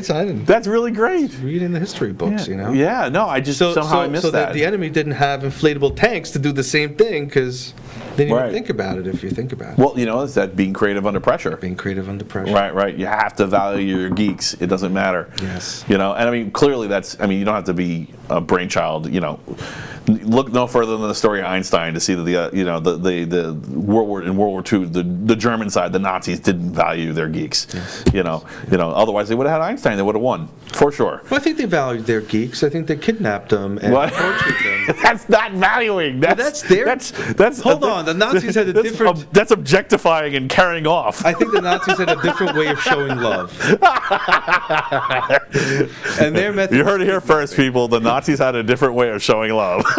Well, especially as it's so true. No, it's absolutely. No, you're dead. You're dead bang on. That's exactly it. They're very weird and German. Yeah. Okay. That kind of screwed them, didn't it? But, a lot of things screw them. But yeah, obviously. Apparently, inflatable tanks were one of them. I didn't know that. Yeah, read up on that. That's a great freaking story. Really amazing. How did I miss inflatable tanks? Yeah, thousands of them to show me the different border. I don't remember exactly where. Right. Yeah. So I think at some point, if we don't want to have a World War III, if we want to make progress as a species, and become a Type 1 civilization where the planet is working together, and no, I don't think it can be top down where there's a government that says you will do this. I think we're going to have to agree on it at some level. And do you feel the world is in an agreement type of mode? No, not at all. But we have to. We're going to have to because the options are how do humans military get forced into agreeing? Military-industrial complex until self-destruction. Right? We're dealing with a different world post-World War II. Mutually assured destruction still in effect, right? We're still at risk of all dying because of somebody's hiccup, right? Somebody twitches on the button and we're dead. So we just don't think about it that often. It isn't discussed in the press, but it's still there. All the bomb, they just don't even bother preparing us for it anymore because they know we're smoked. There's two trains of thought. One is top down, where you have to take control of all aspects of life, yes, because only rational, logical people can make these kinds of decisions. And then there's another train of thought where we have to come up with a system of choices that, a way to come up with benchmarks that we agree on, and then eventually work in a unified direction, at least towards some things. And to me, and I just where can't, in history has what you described happened? Where in history was bad. That's what I'm saying. Where in history do you see that? Oh, it hasn't happened. Case study. We have to be different this time. But is that realistic? what other choice? It doesn't. But if here's the thing: it doesn't matter if it's realistic. We have to do it. We can do nothing, and maybe we'll be okay. But if we act and we don't make this part of the acting, if we act, we're in trouble, right? I mean, so here's a thought experiment to get you into my mindset. So, a lot of problems can be solved. Pretty much, I think all problems can be solved from kind of a nationalistic, quasi-tribal, localized kind of point of view. Specifically, the one that can't is coming up with treaties to stop, treaties, and it has to be a treaty process. It can't just be a treaty, but to slow or stop the military-industrial complex. Because as soon as you shut that one down, let's say you come up with a treaty to shut down blackmail networks, and you fine-tune the terms to the point where it actually discourages it, and it really is effective. They'll just come up with something else. So there'll be the next arms race, right, where they both have to, everybody's got to play ball again. So you have to keep writing these treaties, but you can't let war prompt it. You can't have a World War I and have millions of troops dead from chemical warfare. So you're describing important developed nations working together for a common cause. Right. But isn't that what the EU was supposed to be? Yeah, well... So what is Brexit? That's a good question. So where is the world going based on what your example is? Well, right now we're going in 1,000 directions. That's pretty clear. So I think what happens... EU was supposed to be what you've just described. So to me, I want the Star Trek world. I think most nerds do, right? Yes. Yeah, but the question is... And I just want to tell you a quick story about Star Trek. I'm a huge fan. Right. But I saw it in Vienna as a kid, and it was all dubbed in German. And of course, they do a wonderful job with it. When I saw it in America, I go, holy shit, these guys could speak English? And my dad said, don't worry, there's no way the Americans built that spaceship. Nice. It was interesting to see it dubbed in German and then realizing that the original language was really English. Uh-oh, I lost my mic. Sorry. Hold on, technical difficulties. I bent down to get a pen and made it get weird. Oh, weird. It's got All right, threading the needle. I'm just trying to get this up to speak louder. All right, sorry, folks. German. That was a first. I've never lost my mic. I've never gotten so nervous about. We've gotten so far into the conversation. I don't want to lose it. It was off camera too because it was on him. Oh, okay, good. Nice. Funny. Thank you. All right, good going, Steve. Steve has got supernatural forces on his side. Well, hold on. We're all Dave Mustaine fans, so it's a very comfortable room right now. Right. Yeah. I mean, you really there's nothing quite like a mosh pit. Put up, inspired by a band that has to hide themselves in a cage so they don't get involved in it. Listen, at the end, we're all going to listen to Wake Up Dead at the end of the show. Yes! And go back to 1985. Yep. Yeah, that's me. That's it. Anyway, sorry.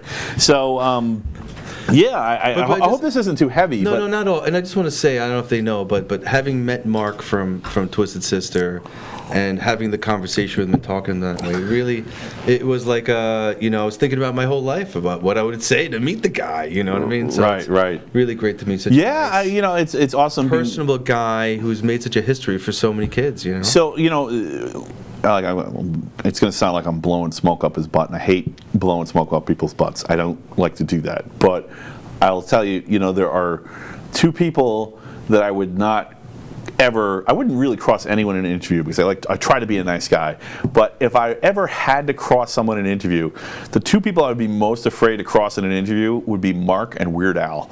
Really? Yes, those are the two smartest musicians I've ever seen interviewed. And really? he's pretty intelligent and he knows his tech. So sooner or later somebody's going to cross him and they're going to get. Is Weird Al still around? What is he doing? The Weird Al thing came from there was a story he was on. I think it was MSNBC, and they were doing an interview. And it was after his most recent album, the one where he got out of his record contract finally. And somebody was just trying to jab at him and mock him, and he just turned around and said two words, like two sentences, and eviscerated the guy. And it wasn't mean; it was funny, and it was just like. oh, dude, you shouldn't have gone there. Really? Oh, man. Because he's, that's a guy who's super creative and can work in the real world. He's known for being really creative and funny.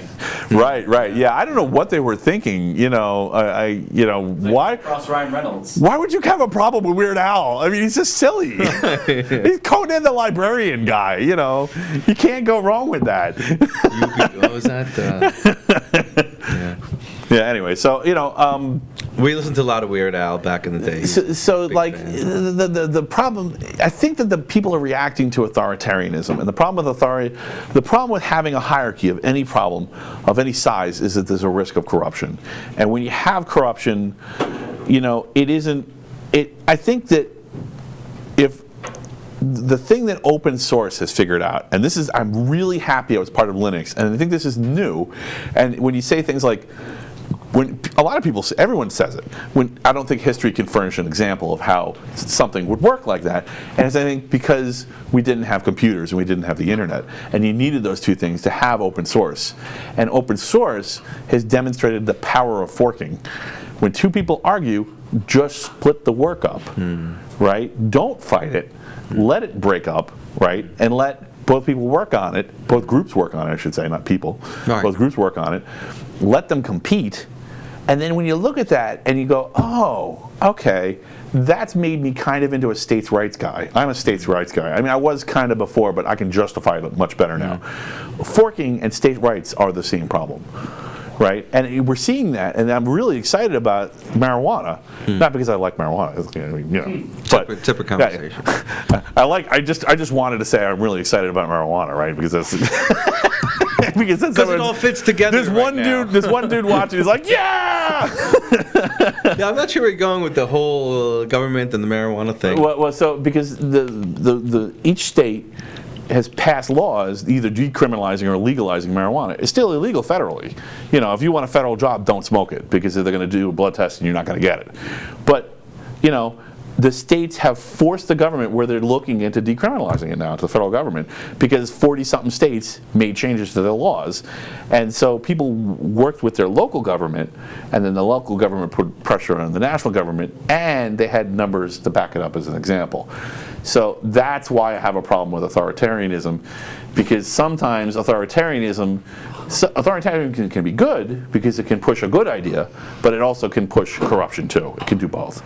And that's why I'm like, I see any kind of type 1 civilization that we can have as a planet is going to have to include local elements and the ability to fork when you think that there's a corruption in the system, and to break it apart.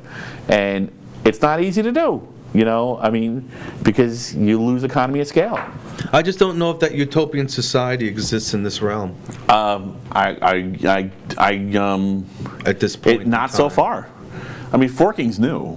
Forking's relatively, forking with the expectation that your code won't be stolen from you, because there was forking in Unix, right, in the 70s and the 80s, but there wasn't a license to protect it. GNU was new and no one was using it yet.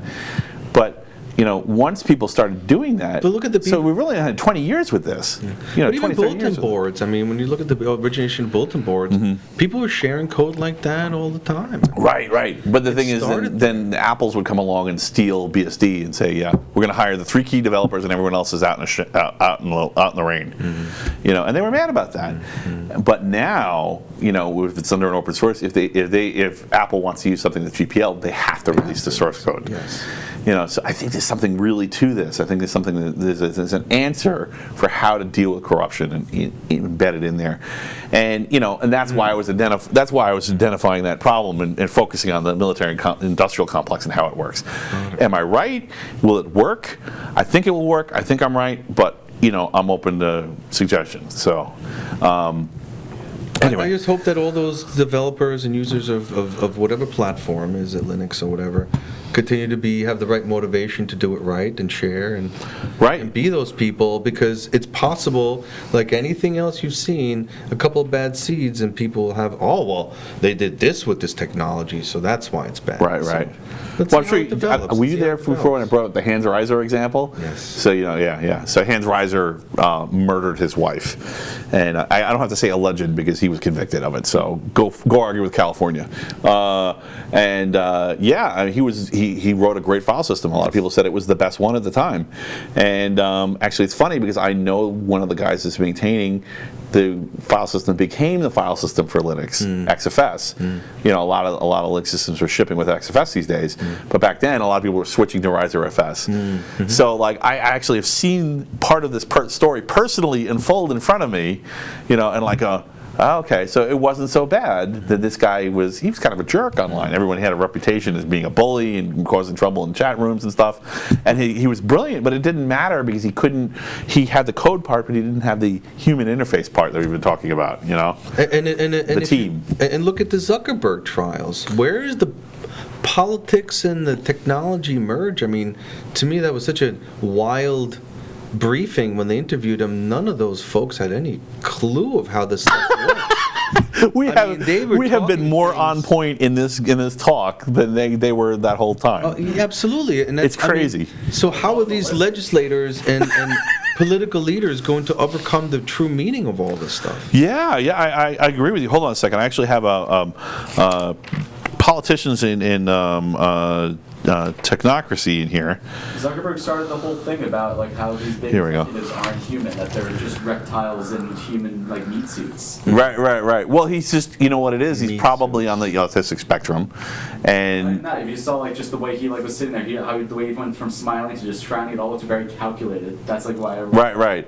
Well, there's two groups of people who might have to do that with their face. Put a look on their face intentionally as almost like a script, and one is people on the autistic spectrum, and that's the nicer answer. The meaner answer is psychopaths. So, I don't know if you look at the Zuckerberg trials on YouTube, they have these fake voiceover ones that are hilarious. No, really? It's the funniest thing I've seen is these voiceovers of what they're pretending to say, lip syncing things. I watched a little bit of that kind of memeing on him, and I stopped because it was funny for about 5 minutes, and then it just got kind of infuriating, because I'm like, I think there's actually answers. One of the things that we know now that we didn't know before is that we know more about mental illness. We just went through this in my user group. I haven't put the rules up yet, but we just had someone who actually admitted that they were schizophrenic, and they were part of the group, and their schizophrenia was creating problems with them interacting with other people socially. And actually, I think in the past, up till now, when that happens, people just kick them out and say, get lost, we don't ever see you again. They permanently excommunicate them from whatever group it is. They eject them. And actually, I don't think that's necessary. So, and this is the kind of thing, and the research, everything, 90% of what we know about psychopaths has been learned in the past 30 years. Psychology is really coming a long way. And there's some kooky, whacked out things out there that are not true, but they can stay part of it. You just have to recognize their faults. Right. If you just come up with I think there are ways to accommodate them. And of course, you don't. You want psychopaths to be part of your society because you don't want to ostracize them, because you don't want to make enemies with them, because I think that's one of the reasons they act like in such an antisocial way, because society is so antisocial towards them. But at the same time, you don't want them driving the bus either. You don't want them running rampant unsupervised. So it's like, which is it? I don't know. So I want to get back to the politician thing. So actually, I have a bunch of different interesting things. I was going to talk to you about this. So take your pick. Do you want to talk about the Japan cybersecurity chief, Ted Stevens, Jack Dorsey, or Beto O'Rourke? Take your pick. Let's talk about the Japanese. Okay, the Japanese one. Right, get out of our own political space, right? It's the safest thing to do. So Yoshida Sakurada. Yes. Sorry.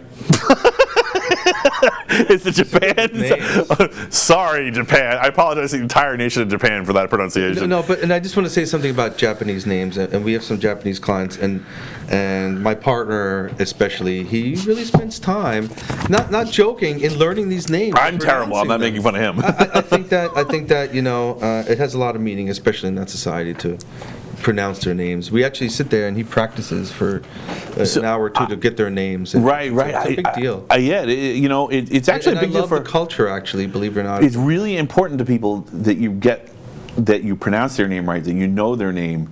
It's psychologically, it's the way human beings work. It's part of our brains. But sorry, if you look guy. at the way their society works, I get it and I understand it. It adds this additional dimension about how you give the business card, about the way you speak and present yourself, and right. and study all these background things before you speak with Have somebody. you spent a lot of time in Japan, or No, not at all. I just you experience with your business partners? Yeah, and other people, Japanese people and business people I've talked to. It's Okay. it's a little higher, different realm. Right. Yeah, I have. So I live where I live. There's a ton of people from Korea. We have a lot of Koreans in our neighborhood, and there's some Chinese, but we don't have. I have never had any meaningful amount of time interacting with Japanese, so I don't really know that much. Yeah, I kind of hesitate to think I know a culture without spending any time with it. So I really don't know. I had a friend several years ago. We haven't seen each other in quite some time. But he used to take us to all his. He was Korean, and took us to these most amazing Korean restaurants through Flushing. That I don't know. For the couple of years we hung out together, had the most delicious food. I don't know. Korean food is just amazing. Right. If you go to the right places throughout Queens and Flushing, it just blows me away. Right. New York. If you've ever had so Korean food in Queens. It's really weird for New Yorkers when you leave New York. Yes. Because we have the best of every kind of food on earth here. Right? I mean, you could argue that maybe there's it's better in whatever country it's native to than here in some places. That's probably true. But other than that, yes, we have the best of every kind of food in the Not that world we would here. know we're both very thin, but Yeah. But you can be a foodie, just eat less, right? it's very hard with the portions you're getting too, Right, yeah. But yeah, I agree. When I go on vacation, I'm always losing 5-10 pounds because the food is best around here. It is. Usually what I found when I go abroad is Italian saves you. Most Italian places are truer to Italian food than most of the local places or other nationalities. But we're very lucky in this region. You have some of the great restaurants. You got Great Indian in Hicksville, and just all these great restaurants around here. It's It's awesome. If you're thinking about coming to New York, do not drive here because your tickets will be like your mortgage. But take mass transit. But yes, if you come, check out. Definitely plan on spending at least half your time in restaurants. It's worth it because everything you try is going to be at least pretty good.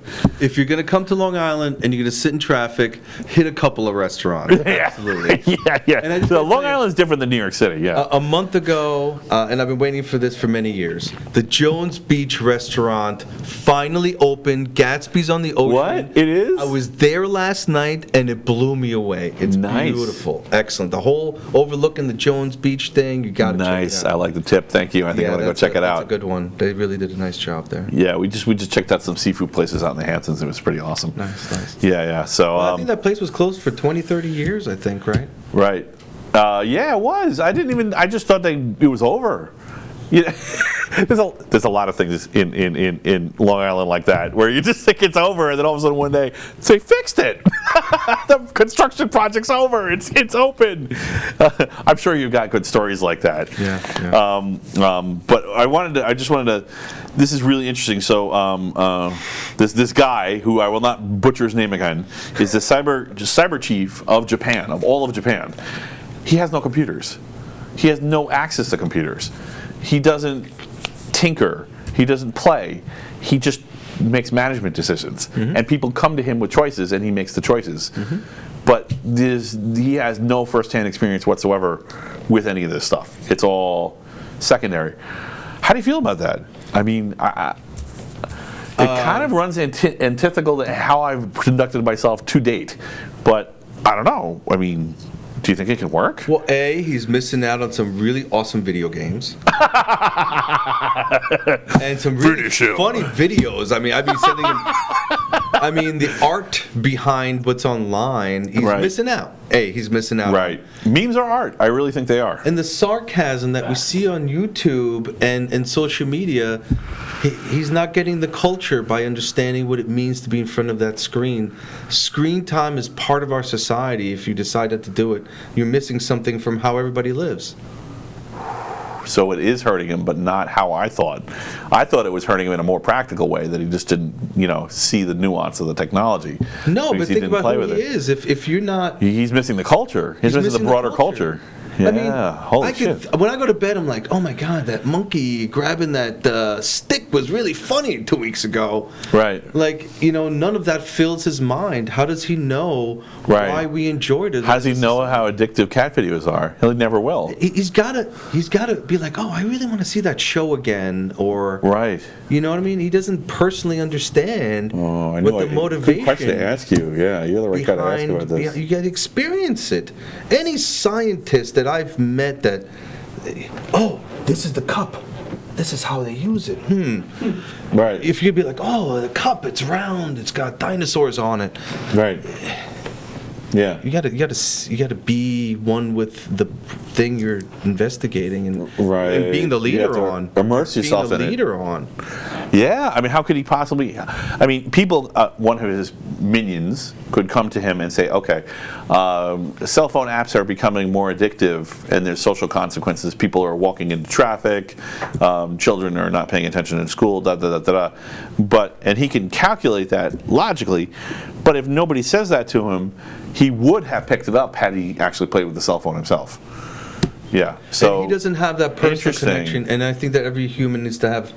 But with our clients, we have this personal connection when we look at we look at technology and we see it, but it's what does it mean to that user, and then I'll try it out. If there's a pretty complicated problem, I'll go home and I'll try it out myself to understand the feeling, what's really going on there.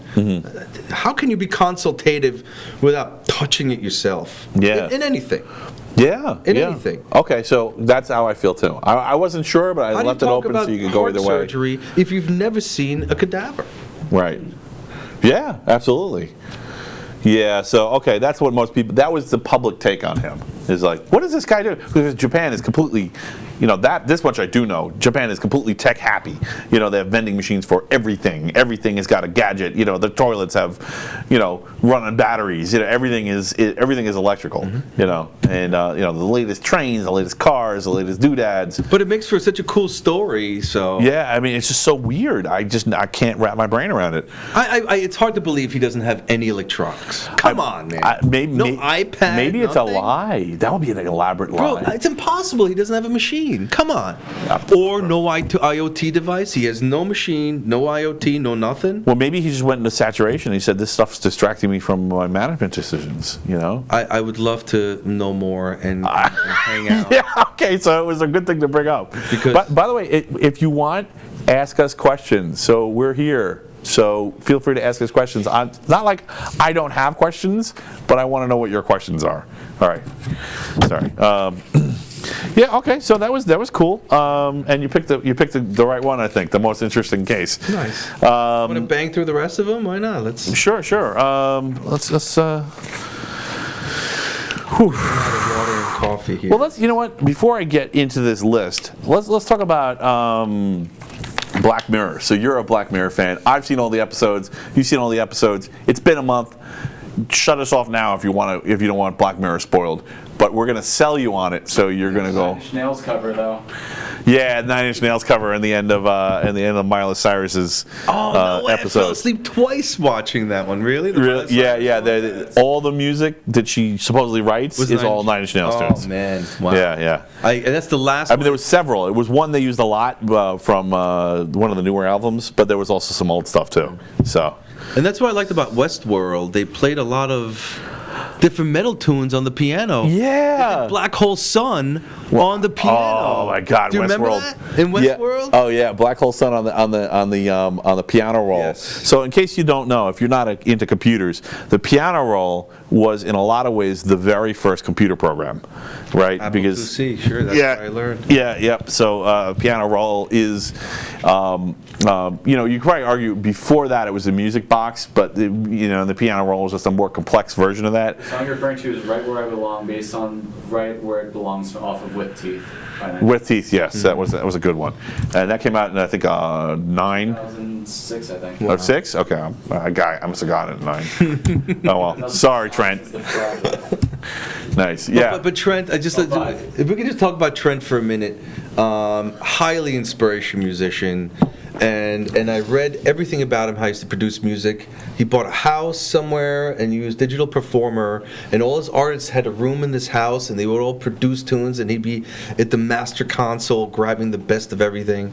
Incredible producer. Analog, everything. Yeah, just really great recording. It's weird because you're digital from the beginning and he's digital from the beginning, and you're both singing his praises for being analog. Yeah, analog. Analog for your show. Oh yeah. Well, no, analog is the first step. Right. Because it's a lot more expensive to do digital. I mean, It's cheaper to do digital. Listen, man, my first mixing board was a digital mics. What would be what's the bus? No, I'm saying if you just have a mic and an interface, you got plug-in galore. Right. You can spend $14 a month to get access to Stevens Slate plugins, just a variety of studio and industry standards. Right. Oh no, I'm talking about like digital mics and stuff. Where it's digital from the beginning. Where I swore that there was some kind of straight up digital where it was just literally would translate it and there was a digital bus from the microphone. But I guess the microphones have to be analog at some point. Yeah, of course. Well, it has to interface with the analog world, right? You need meat space air flapping at some point. What I'm saying for Trent is he used patch bays with analog synths. Correct. So, okay. So if you hear an oscillating effect, it's actually done with like resistors and everything. Yes. Oh, okay. So it's a legit square wave. It's not manufactured. With digital tones and samples, he did it all physically. Okay, now I understand it. See, the Technocrat goes to school. All right. Yeah, that's exactly. I use a toothbrush in my music, so. Right. Well, I know there's a huge push back to vacuum tubes for amplification, but honestly, I haven't really mucked with them. Ever since I was. Helix, which is like a $4,000 sampler, and everyone says it sounds authentic. Okay. All right. Cool. So. Yeah. Well, yeah. I guess I never had the budget to explore that space. I call myself an audiophile. There's so many components to it, man. Absolutely. Yeah. After I sold my first business, I bought a whole studio and started recording.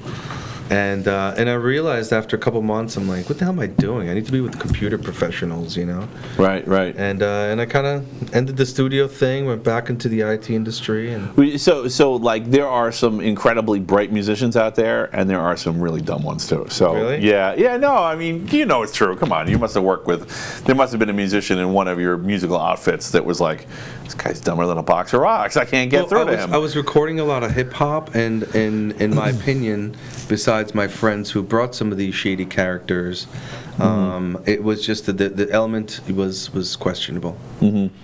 Yeah, well, I think that goes with the territory, right? You need the money to survive, and you're trying to be a musician. If you're not smart, you can't use leverage because you're not smart. So, and you're taking up so much of your time being a musician. How are you making your money in the rest of the time? Exactly. Yeah, something shady's going on.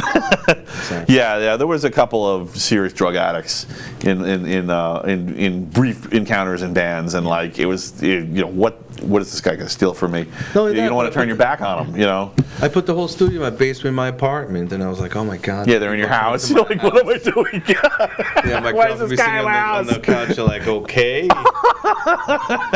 Yeah. Back to IT. Yeah, you're very creative, but you're scaring the crap out of me. All right, so but it's actually incredible. I think that the hip hop world that took place, and when hip hop really took off, and it became the center of music for 10 years in the industry. It's just incredible. The early. Well, at first I was mad at it. Beautiful. I was really, it's funny. I was really angry with those guys. I was angry with rap and hip hop and R&B because I was just like, it's killing metal. And then eventually I realized it wasn't killing metal at all. Thank you. It was just, that it was actually just people needed a breather from it, and that I mean, I was. Who was putting out? I was mad at the Black Album, and some bands went this way and some bands went that way, and then once the bands went this way, I got over it. I'm like, okay, I'm not mad anymore because now I see metal's not going to die. I think Judgment Day. Remember the Judgment Day album? No. Where they did all the metal and the rap guys together. Oh yeah. Well, I love Anthrax, and Anthrax did a lot of metal rap crossovers, and I like them all. The Judgment Night album that does a lot of cross. Okay, I actually don't know. I haven't heard it, so nice. Yeah, I probably have heard it and don't remember, but okay. But I just want to say that what was it? Def Jam Records put out all of the early Slayer stuff and whatnot, and produced all of the rap stuff. So it was done by the same company. Yep. What's up? Oh, right. Got thanks, man. Cool. So, all right. So I'm trying to think about what I want to talk about next. There's so much stuff to talk about, and I don't even know. I know that you mentioned before that you've been on a radio show. You've had your own radio shows, or has it been both? Or so I met an incredible couple who they worked with WOR Radio. This is many years ago, and we piloted a whole bunch of shows, and they taught me how to speak on the radio. Right. I did a computer show with them. How not to swear like a truck driver? No, in these I did a whole show and I did and it bothered the shit out of me, and I went back and edited all the ums out, and it was a completely different show. Right. So I learned kind of through them how to speak, and then towards the end of that, I made a couple of my own. It takes a lot of practice, shows. By the way, if you're thinking you're just going to jump into this. Yeah. So. It didn't develop into anything, but it was very professional. It was an important part of my life. And who knows, maybe one day the Computer Doctor will live. The Computer Doctor? Was that the name of the show? It was called The Computer Doctor, and I was giving people advice on technology. Holy cow, you so belong on this show. I can't believe I haven't had you on sooner. And people want to know about what's happening on your computer, what's happening on the internet now. Well, if you ever do decide to go, get a show going again, aside from your business, your cybersecurity business, let me know. Come on, and we'll do a cross promo and and boost you. I just did it for those other guys, so I'd be happy to do it. My spirits and my life has taken me into a world where I love my business. I love my clients. It's really working. And I love where I'm concentrating my life. It's really working. UNA is a good thing. Music, there's other stuff. It's just happy. Do you love the people or the puzzles more? Well, it's interesting. I feel like I like interacting with people. I'm a very people person, and I would say every day there's a brand new situation. We handle quite a bit of clients, and we're very agile. I love interacting with people and solving their problems. So you've mentioned agile and DevOps a couple of times. Are you guys doing more of a Scrum or more of an agile kind of DevOps setup? We're a managed service. We're an IT company doing a managed service. What I mean by agile is if somebody has a problem or things go down or our notification system says a problem, you're small enough. You're not going to silo. In other words. Yeah. Okay. That's good. We're Johnny on the spot, and we're big enough where we can handle a 24-hour operation and the rest of those IT needs. And every day we get somebody with their needs, and we become their managed service partner. And so I had actually promised you something about DevOps, and I forgot about it. I just remembered. So I hope you don't mind if I tell you. So I promised I would do this bit on your show. So actually I realized something, and it's subtle, but I think it's important. Yeah. I think one of the reasons you're seeing all this move towards DevOps is because we were in calendar burnout. And I think the reason that happened is because we had a new technology from the early mid-90s till fairly recently. Yeah. And what happened was that people had these calendar apps and they just started scheduling everything. Okay. Right? And they just overscheduled themselves to the point where they weren't being productive anymore. And then DevOps is actually a counterculture reaction to that. And there's something important in there if you realize this. And one of the reasons I want to talk about this, if I had infinite time, I wouldn't tell anyone this, and I would just hit my time off switch and sit down and code something up. But I don't have infinite time. Yeah. But I really think that there's a market out there for someone who integrates both kind of like the workflow boards of DevOps into calendaring and forces them to and does priority groups so that if you managed to integrate them in a way where, importance was reflected in a group that allowed you to schedule a particular calendar at event at a particular time, and also correlated to a task on a workflow board, that you really would have something new, because there's really no integration. I was looking for this. I was hoping the app was out there, and I haven't found it either pay for or for free, where you have a true enterprise level integration of a calendaring app and like a Kanban board, basically. I get I don't want to say Kanban because it could be variations of that. And I don't want to be biased because I'm an MSP and we sell a lot of Microsoft product, but I feel like the Office 365 portal and Teams integrated with Planner and Project is the beginnings of a really nicely integrated task list and the DevOps thing that's really integrated. Of course, it has to have calendar integrated there. So I think that Teams is the closest thing to what I'm describing. What you've described so far. Oh, all right, go Microsoft again with Microsoft.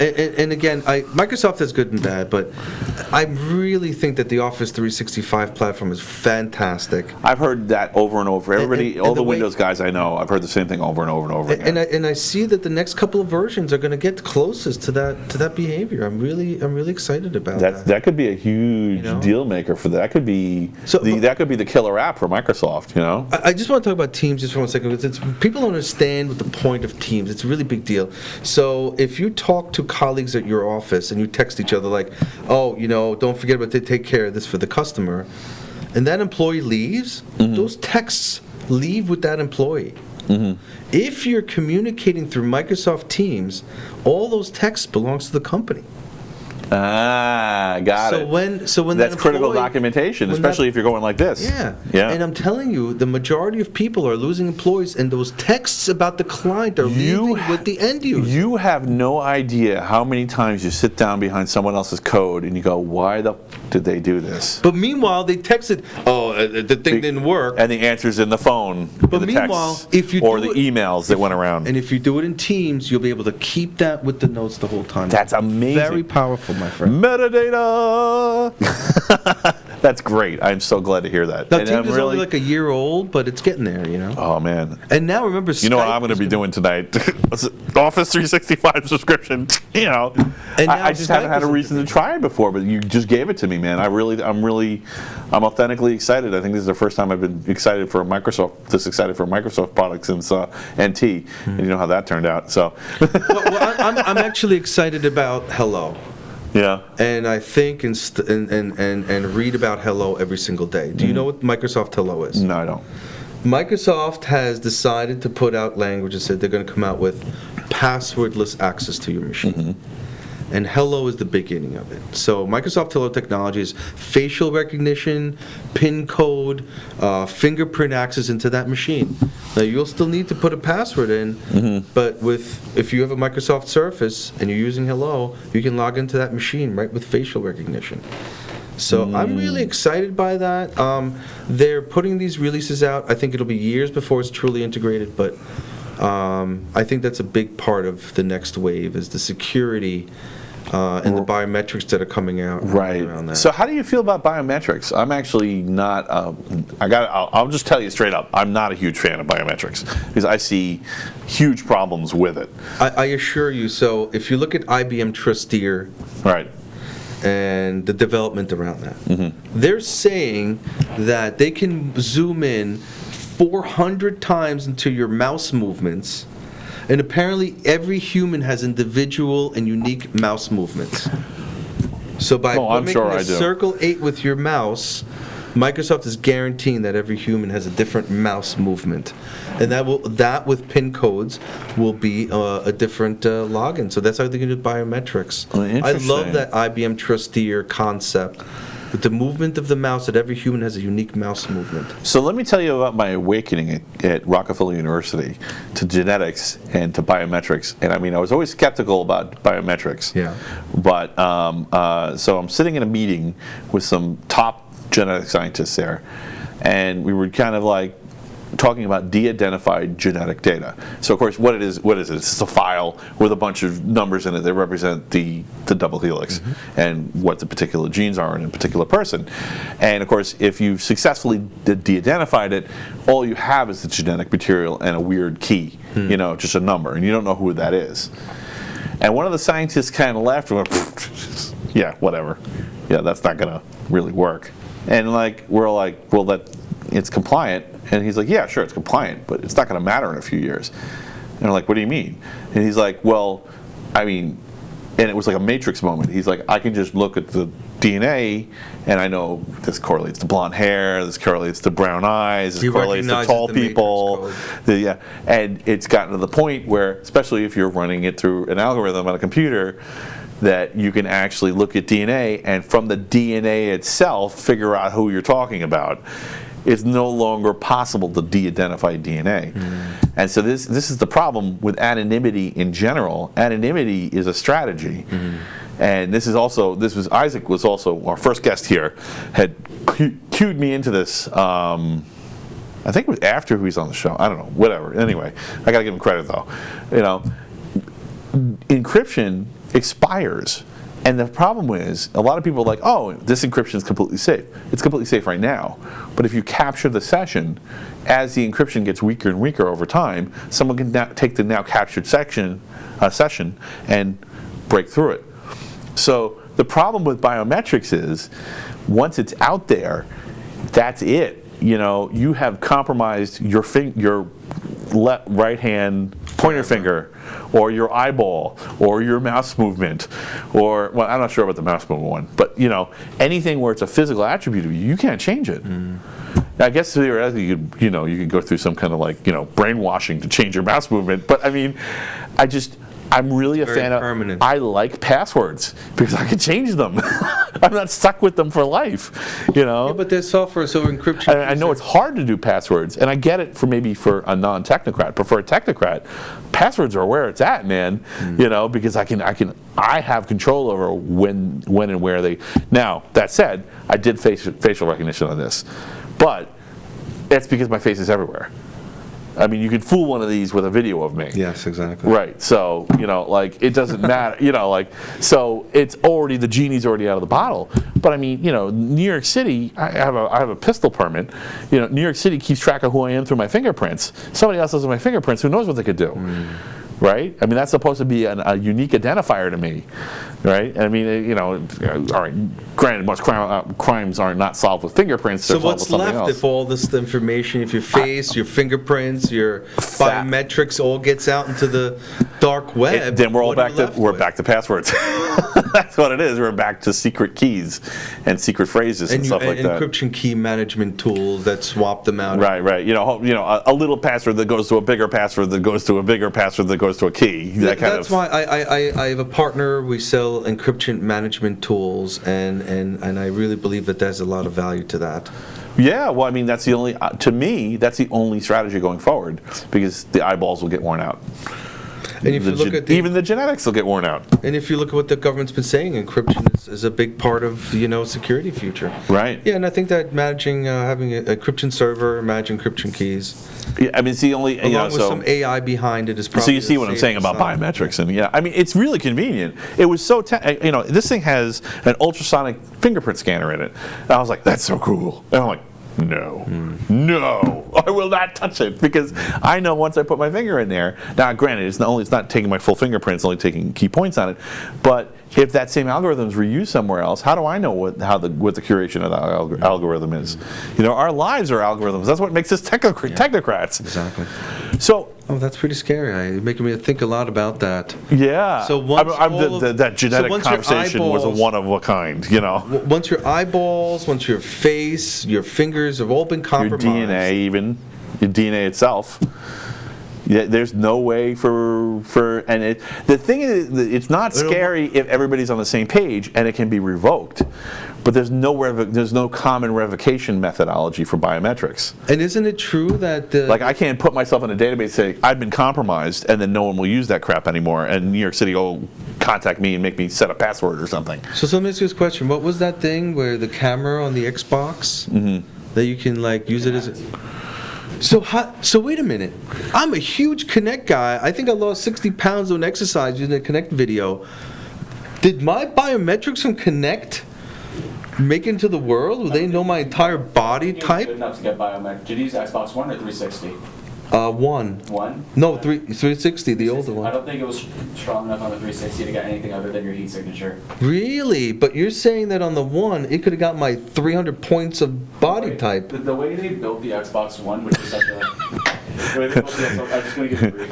No, it's great. I love it, dude. You know your shit on this. I do not know this, so. The way they built the Xbox One is that they made it so they shipped the Kinect, so it's $500 opposed to the $400, and they allocated a third of the RAM and processing power to the Kinect for you to use. So games couldn't use that power of the RAM or anything. Right. And that was a big thing that people were pissed off about. And because of that, they put so much effort into the Kinect to make it better, and which ultimately failed anyway. But if you bought an Xbox and you hooked up a Kinect, you were there. You were being spied on. It's very possible. Oh man, and that's your whole body type. I mean, your face, your body, your arms, your speech. Well, at least it's not your full DNA. There's that at least, but. On the Kinect, it was like it was a very basic camera. It's like I don't think they could have gotten your biometrics from that. But let's say the sophisticated one. Look at how much data was compromised on the one that was capable of doing it. Yeah. That's an incredible amount of physical information they got from that. Hopefully not any embarrassing pics. I'm sure you get the fake fraudulent extortion videos. We saw what you were doing when you were alone in the room. Yeah, I got one the other day. Except I know that my cameras are always covered, so I'm like, yeah, buddy, okay. Yeah, I got a sticker on my cameras also, so they said they recorded me. I go, well, listen, go ahead. They recorded me on this, but it was facing the ceiling, so I don't know what they're going to get. Right. I was like, listen, I'm working all the time, so I wish I had time to watch the other stuff, you know? Yeah. But I would say I get those once a week where like, hey, this is your password, hacked from somewhere in the dark web, and it's some old password. We've been watching you. We want 14 Bitcoins or whatever. 14 Bitcoins? I you know... They have to update their... What kind of video would I mean, that is like some CIA blackmail network kind of level stuff. What could you possibly be doing that would be worth 14 Bitcoins? Holy crap! Well, I realized it had feeding children to goats? I mean, what? How much is 14 Bitcoins today? $140,000. bucks. Videos of me. I say, send them out. Go ahead. What? Successfully ransomed someone for 14 Bitcoin and someone actually had it? Jesus Christ. I mean, you get like serious, fully automatic, like machine guns, armored cars, helicopters. You can finance a real operation, with quite a lot of hired guns for 14 Bitcoins. I'd come in after you if you really got me for 14 Bitcoins. 6 Bitcoin when I was stupid and a child, but still. Imagine 6 Bitcoin today. Oh, man. This is back when Bitcoin was worth like pennies. Oh, man. So I had them like, yeah, you can have them, take them. Yeah. And just give them away. Yeah, I did pretty well in Bitcoin. It's one of the reasons that I'm able to be retired for now. So. Oh, very good for you. Well, the best part is I don't like to brag about it, but I'm happy that it happened the way it happened. Part of the reason it happened is because I did a talk for my user group where I demonstrated how to purchase and use wallets with Bitcoin, and then just kept it. Wow. So that was part of what happened. So it was actually helping others, and it ended up helping me. So I was like, well, amen, bro. That the universe was able to bless somebody so nice with. I'm not always nice, but I was nice that time. I was nice that time, so yes. Yeah, I got credit for that one. Yes, that's awesome. I try to be nice. A lot of people are like, I hate virtue signaling, and I don't want to do it. But so in a way, it's kind of self-contained. But I also, I really, aside from however I did personally with it, I really think Bitcoin is the future because it's the flagship for cryptos, and yes. I mean distributed networks like that, distributed money, I mean, there's no comparison. Think about what I was talking about, hierarchies. This is the one solution that's being presented to us right now. Of course it's going to go through the roof. We're not done. I mean, there's countries doing sovereign settlements in Bitcoin right now.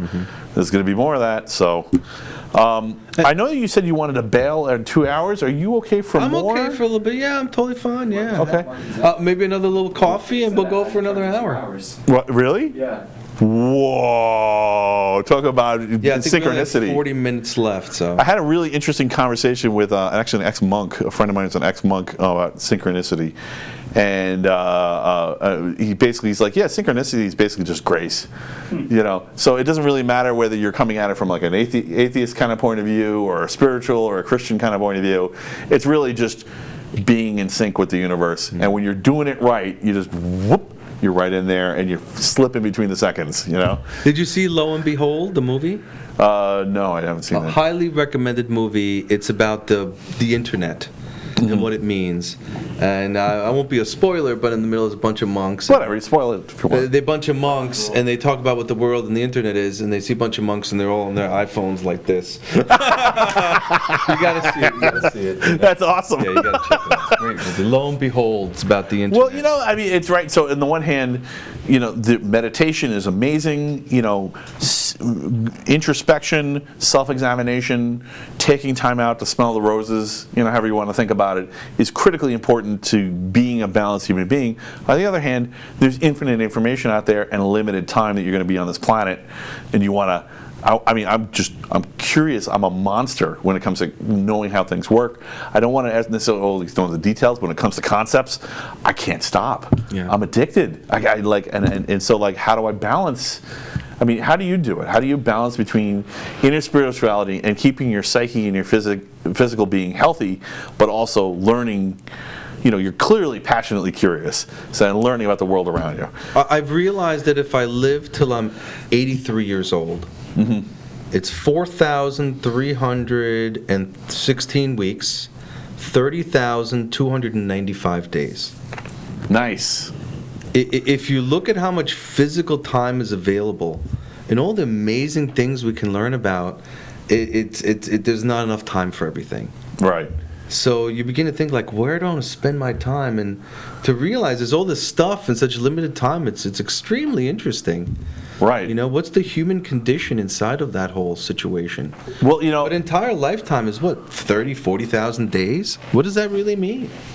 And your realization of that lifetime, what you can... Is it more? Is it acceptable to at least dream of horse trading and getting more days at the end? Yeah, I think that everything's based on our dreams, right? You're imagining it and you're executing on it. Because it's very distracting, right? There's people who spend all their time on apocalypse, or people who spend all their time on immortality. It can be extremely negative, and you can just completely focus all your energy on that and become a bad person. Not evil, but just so self-engrossed that you can't function in the world around you. How do I get there? But on the other hand, how do I get there? Focus totally on how do I get there. On the other hand, man, it would be great to pick up a few extra years at the end, because that changes the equation. Now I can do more. I can dive into things deeper. But who really cares how many days till the end?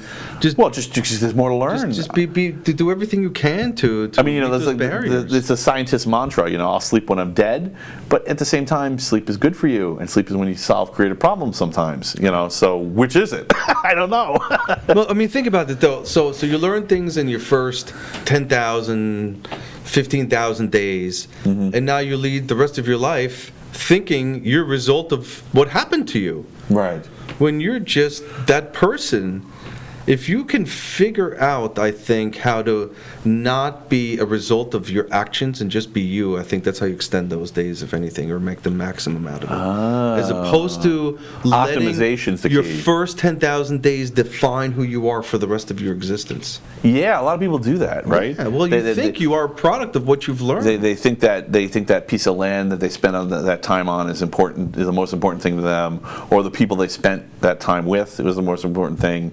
And I think that's important. I'm not saying it isn't important. To be with others, sure. But it's also up to you to choose your own destiny and make your own choices, and you have to be willing to step off that piece of land and meet new people and explore new ideas and I guess optimization of the self is really, it's just as important to sit down and I just want to say, I know a friend who's in a wheelchair.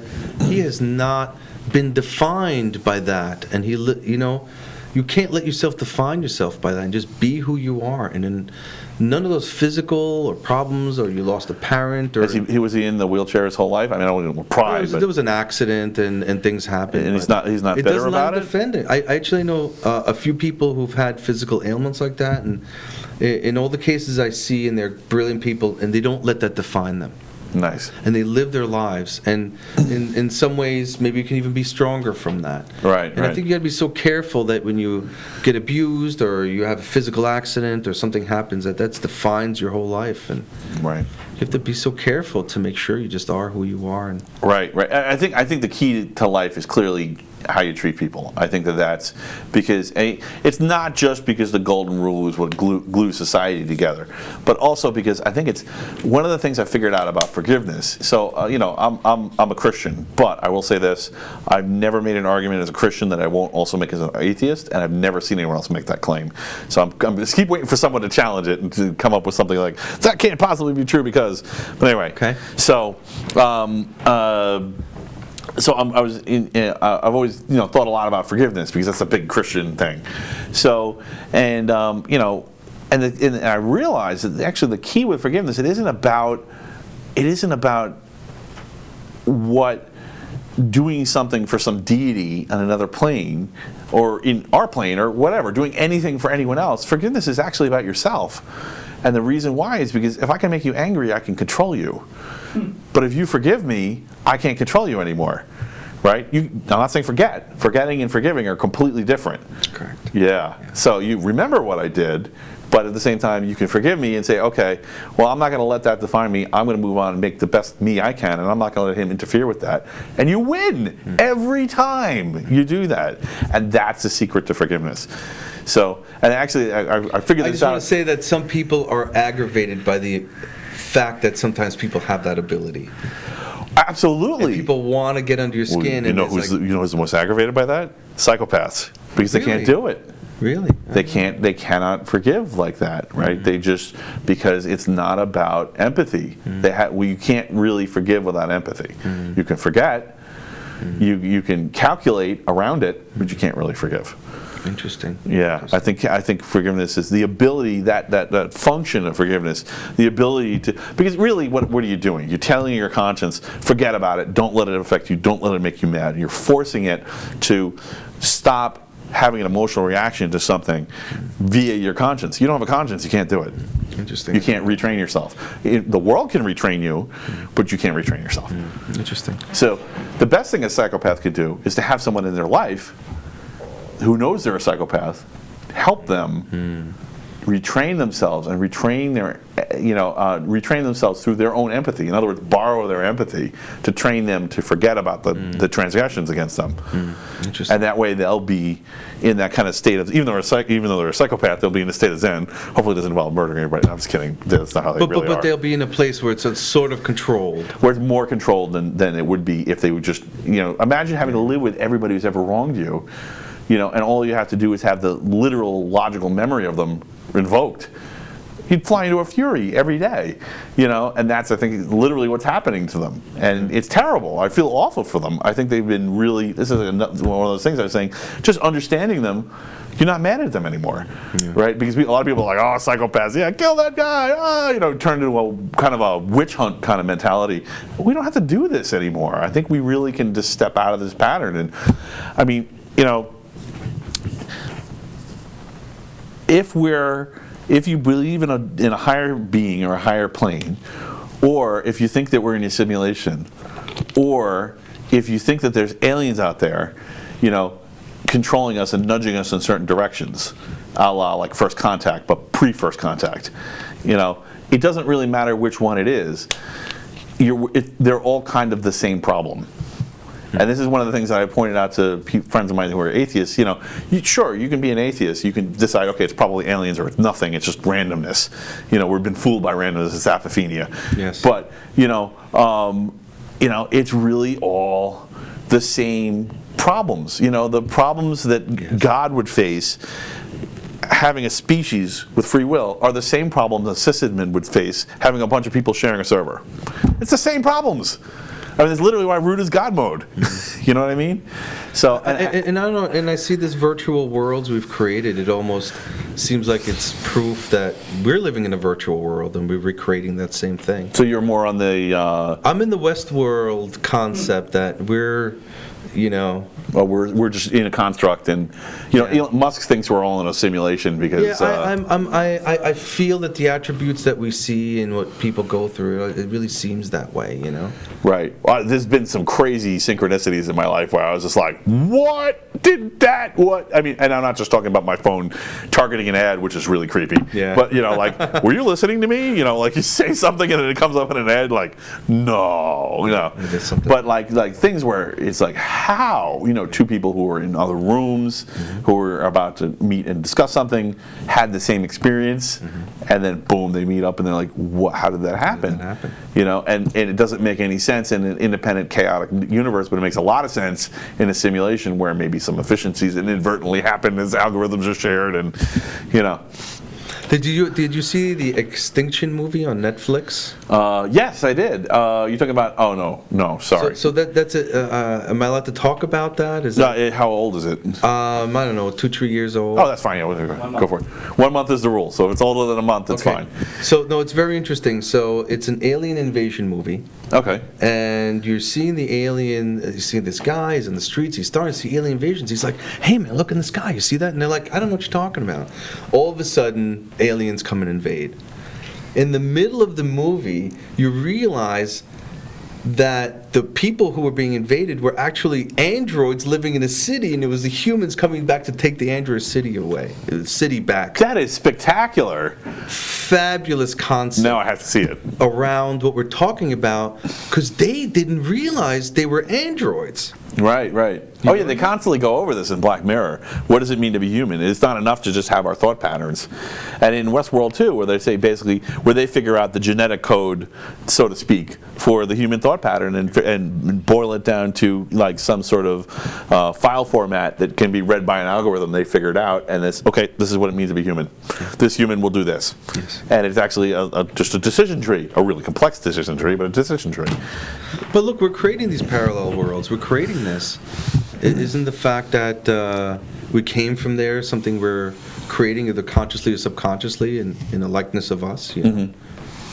Yeah, you know, and so I stop. I've seen people actually who think that you're constantly creating the universe around you simply by thinking about what you want things. Right, like string theory. Right. Like you're literally. Every conscious thought becomes a planet or something. Right. Every possible, simply thinking it makes it not only possible but happen, and it's just a question of if that's your universe or not. Yeah. But I think there probably are infinite universes, but I don't think it's driven by our brains. String theory. What? There was an update in string theory. There's an article that was just released about it. Okay, go on. Where it says that string theory was limited to, I believe, was estimated, I think, 10,000 possible parallel universes around there. Really? Because they said that there's like possibility, because due to the concept of string theories, it could be arguably infinite, but the likelihood of that is very finite. Really? Oh, that's interesting. Well, I think that's how our conscience works. Our conscience is just a probability engine. You know, it's just a likelihood engine. So like you know, when we look at something, we say, I mean, really, we seem like we're nice, but we're really just assessing risk. You know, like, okay, you know, if I screw this guy over, it might burn me over and over and over and over again. I better not screw him over. That we're not really nice. You know, we're really, it's just a Darwinistic we're just advantage. A bunch of rats trying to... That's my theory, Civ Gene, that psychopaths are actually behind us, and we're evolutionary the next step from them, because being able to calculate risk at that level is actually an advantage, not a disadvantage. Suffice it to say that you control it through things like forgiveness. If you don't, then you get jacked, you know, and then it controls you. But so much of just a misguided, just flesh, you know, beings flying around, right, trying to make their own religious things, so they have something else. Right. Making it up. We have all these artifacts that go with the mechanism. Remember, you know, it's Darwinism, right? It doesn't have to be efficient or effective or even on point. It just has to be a little bit better than everybody else. I guess the problem I have with that is clearly throughout the universe there's other life. To say that, I think zeroes into not necessarily being life throughout the universe, and the human form exists the infinite amount of times throughout different planes.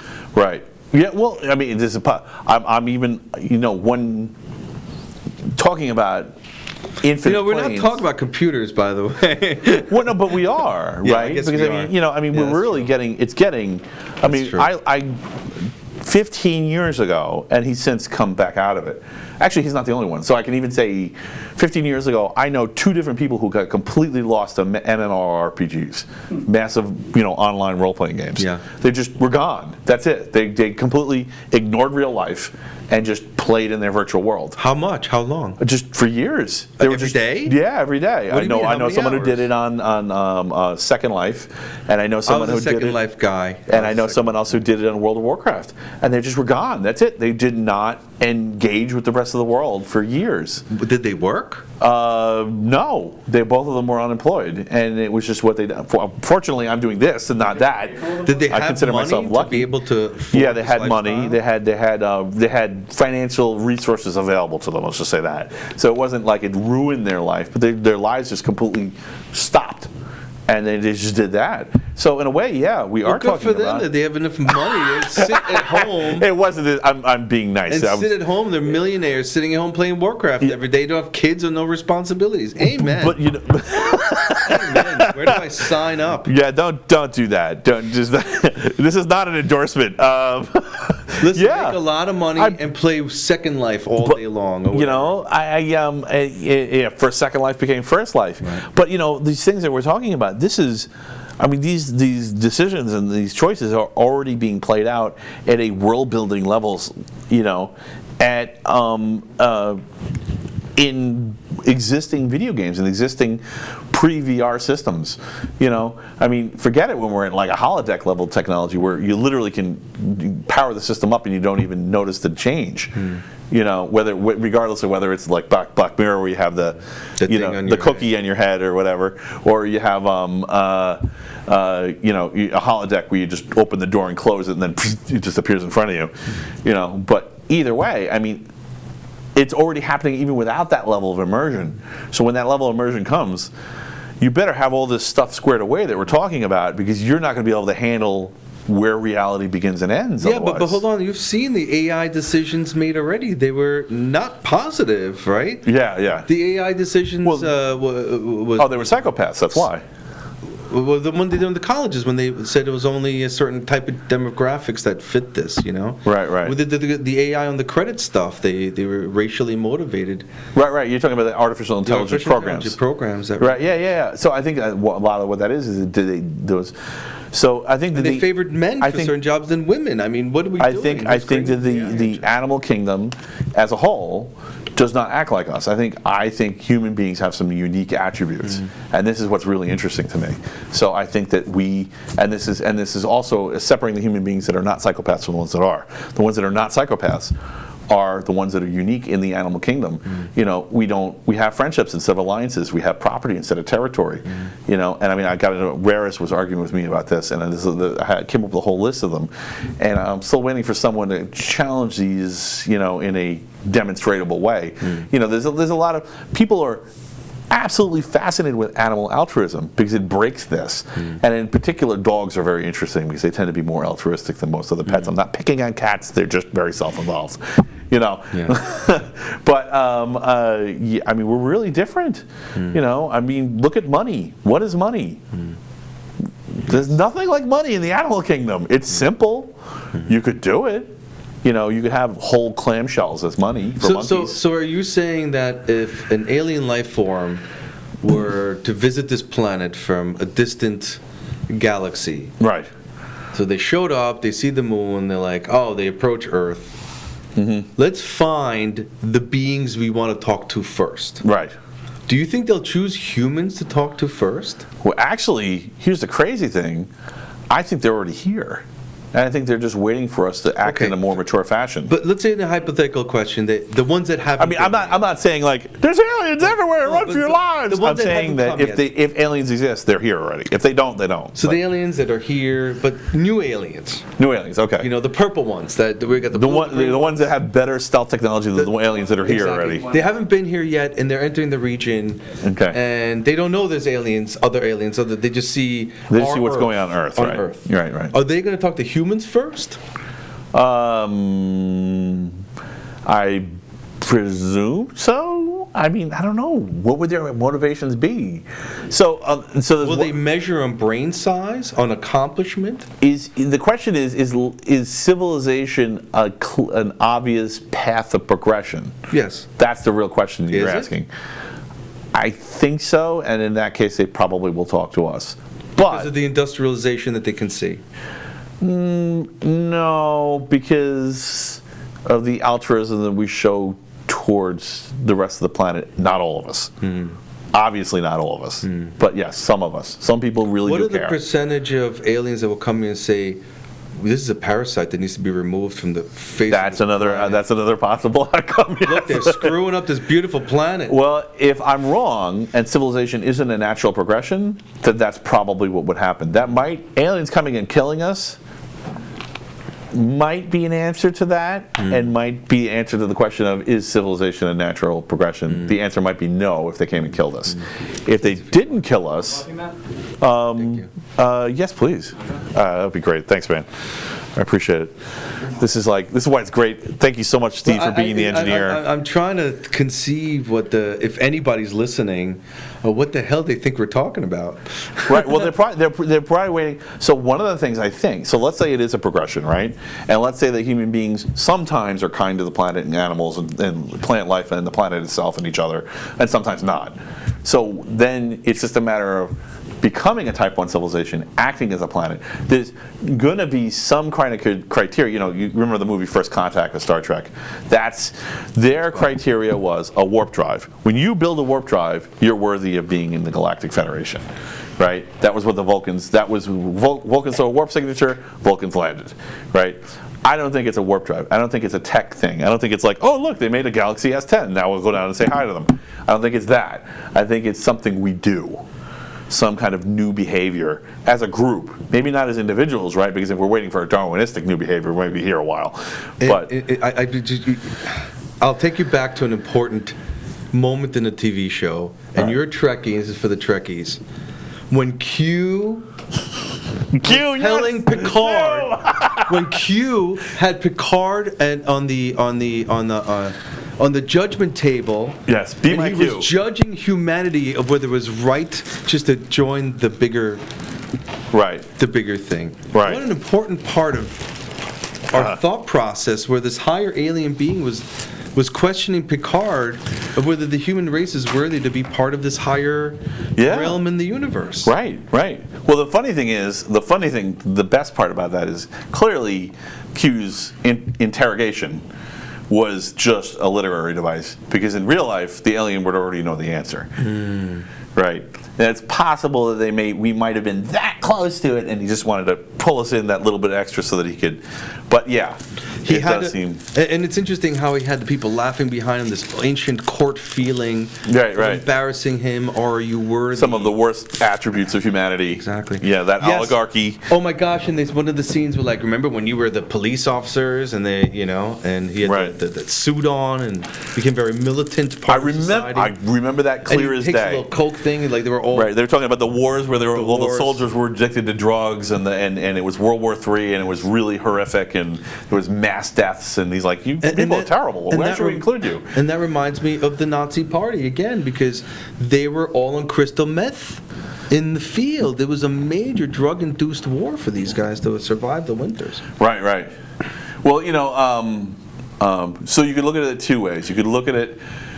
You could look at the Nazis pre-Hitler, or you could look at the Nazis post-Hitler. So I think that's part of the question. But the drug addiction... Were the Nazis, was Hitler just a goofball on the street, and the problem is he had the opportunity, or was the problem that that particular man was just that evil?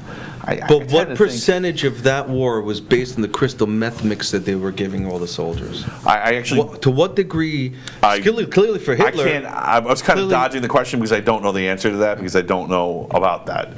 Tell me about it. They had an early version of crystal meth for the Nazis? Yeah, well, obviously many people know that Hitler was a serious drug addict being medicated every single day. I know there's coke involved. A whole chemical mix, and it was shared with the soldiers so they could work in the field without and that's been soldiers. I mean, we've been doing that since as long as we've been doing war. I mean, opium, even more benign ones, like the British had tea, they became more mighty warriors and they drank a tea before they went into battle, caffeine, yay, caffeine. Cheers to caffeine. Cheers to caffeine. By the way, do you want some alcohol? I have not yet to ask you. I am okay. I just want to say you have something very interesting over there. Yes. The emergency drinking water, the MRE drinking water. The emergency drinking water. Now, I've eaten a couple of MREs. Yeah. I've never seen emergency drinking water. That is authentic from the 50s.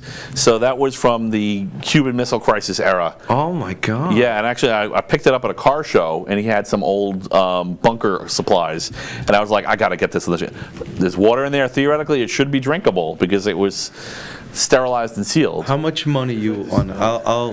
I'll give you $20 to open. I mean, this is supposed to be what you live on if there's a bomb that dropped, during a nuclear war. So, I mean, it should be fine. That's amazing. I've never seen emergency drinking water, property of U.S. government.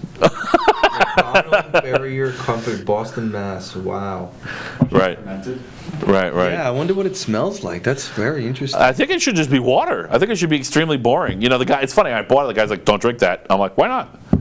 I'm not drinking it. Have you ever eaten an MRE, a real MRE? Well, I've eaten a modern MRE, and they're pretty good. Yeah. Actually, yeah, they're not bad. But yeah, I know that they weren't always that good. What happened with that can? That's really interesting. Yeah, I don't know, but it's kind of cool. I was like, it's in good shape. I thought I'd bring it on.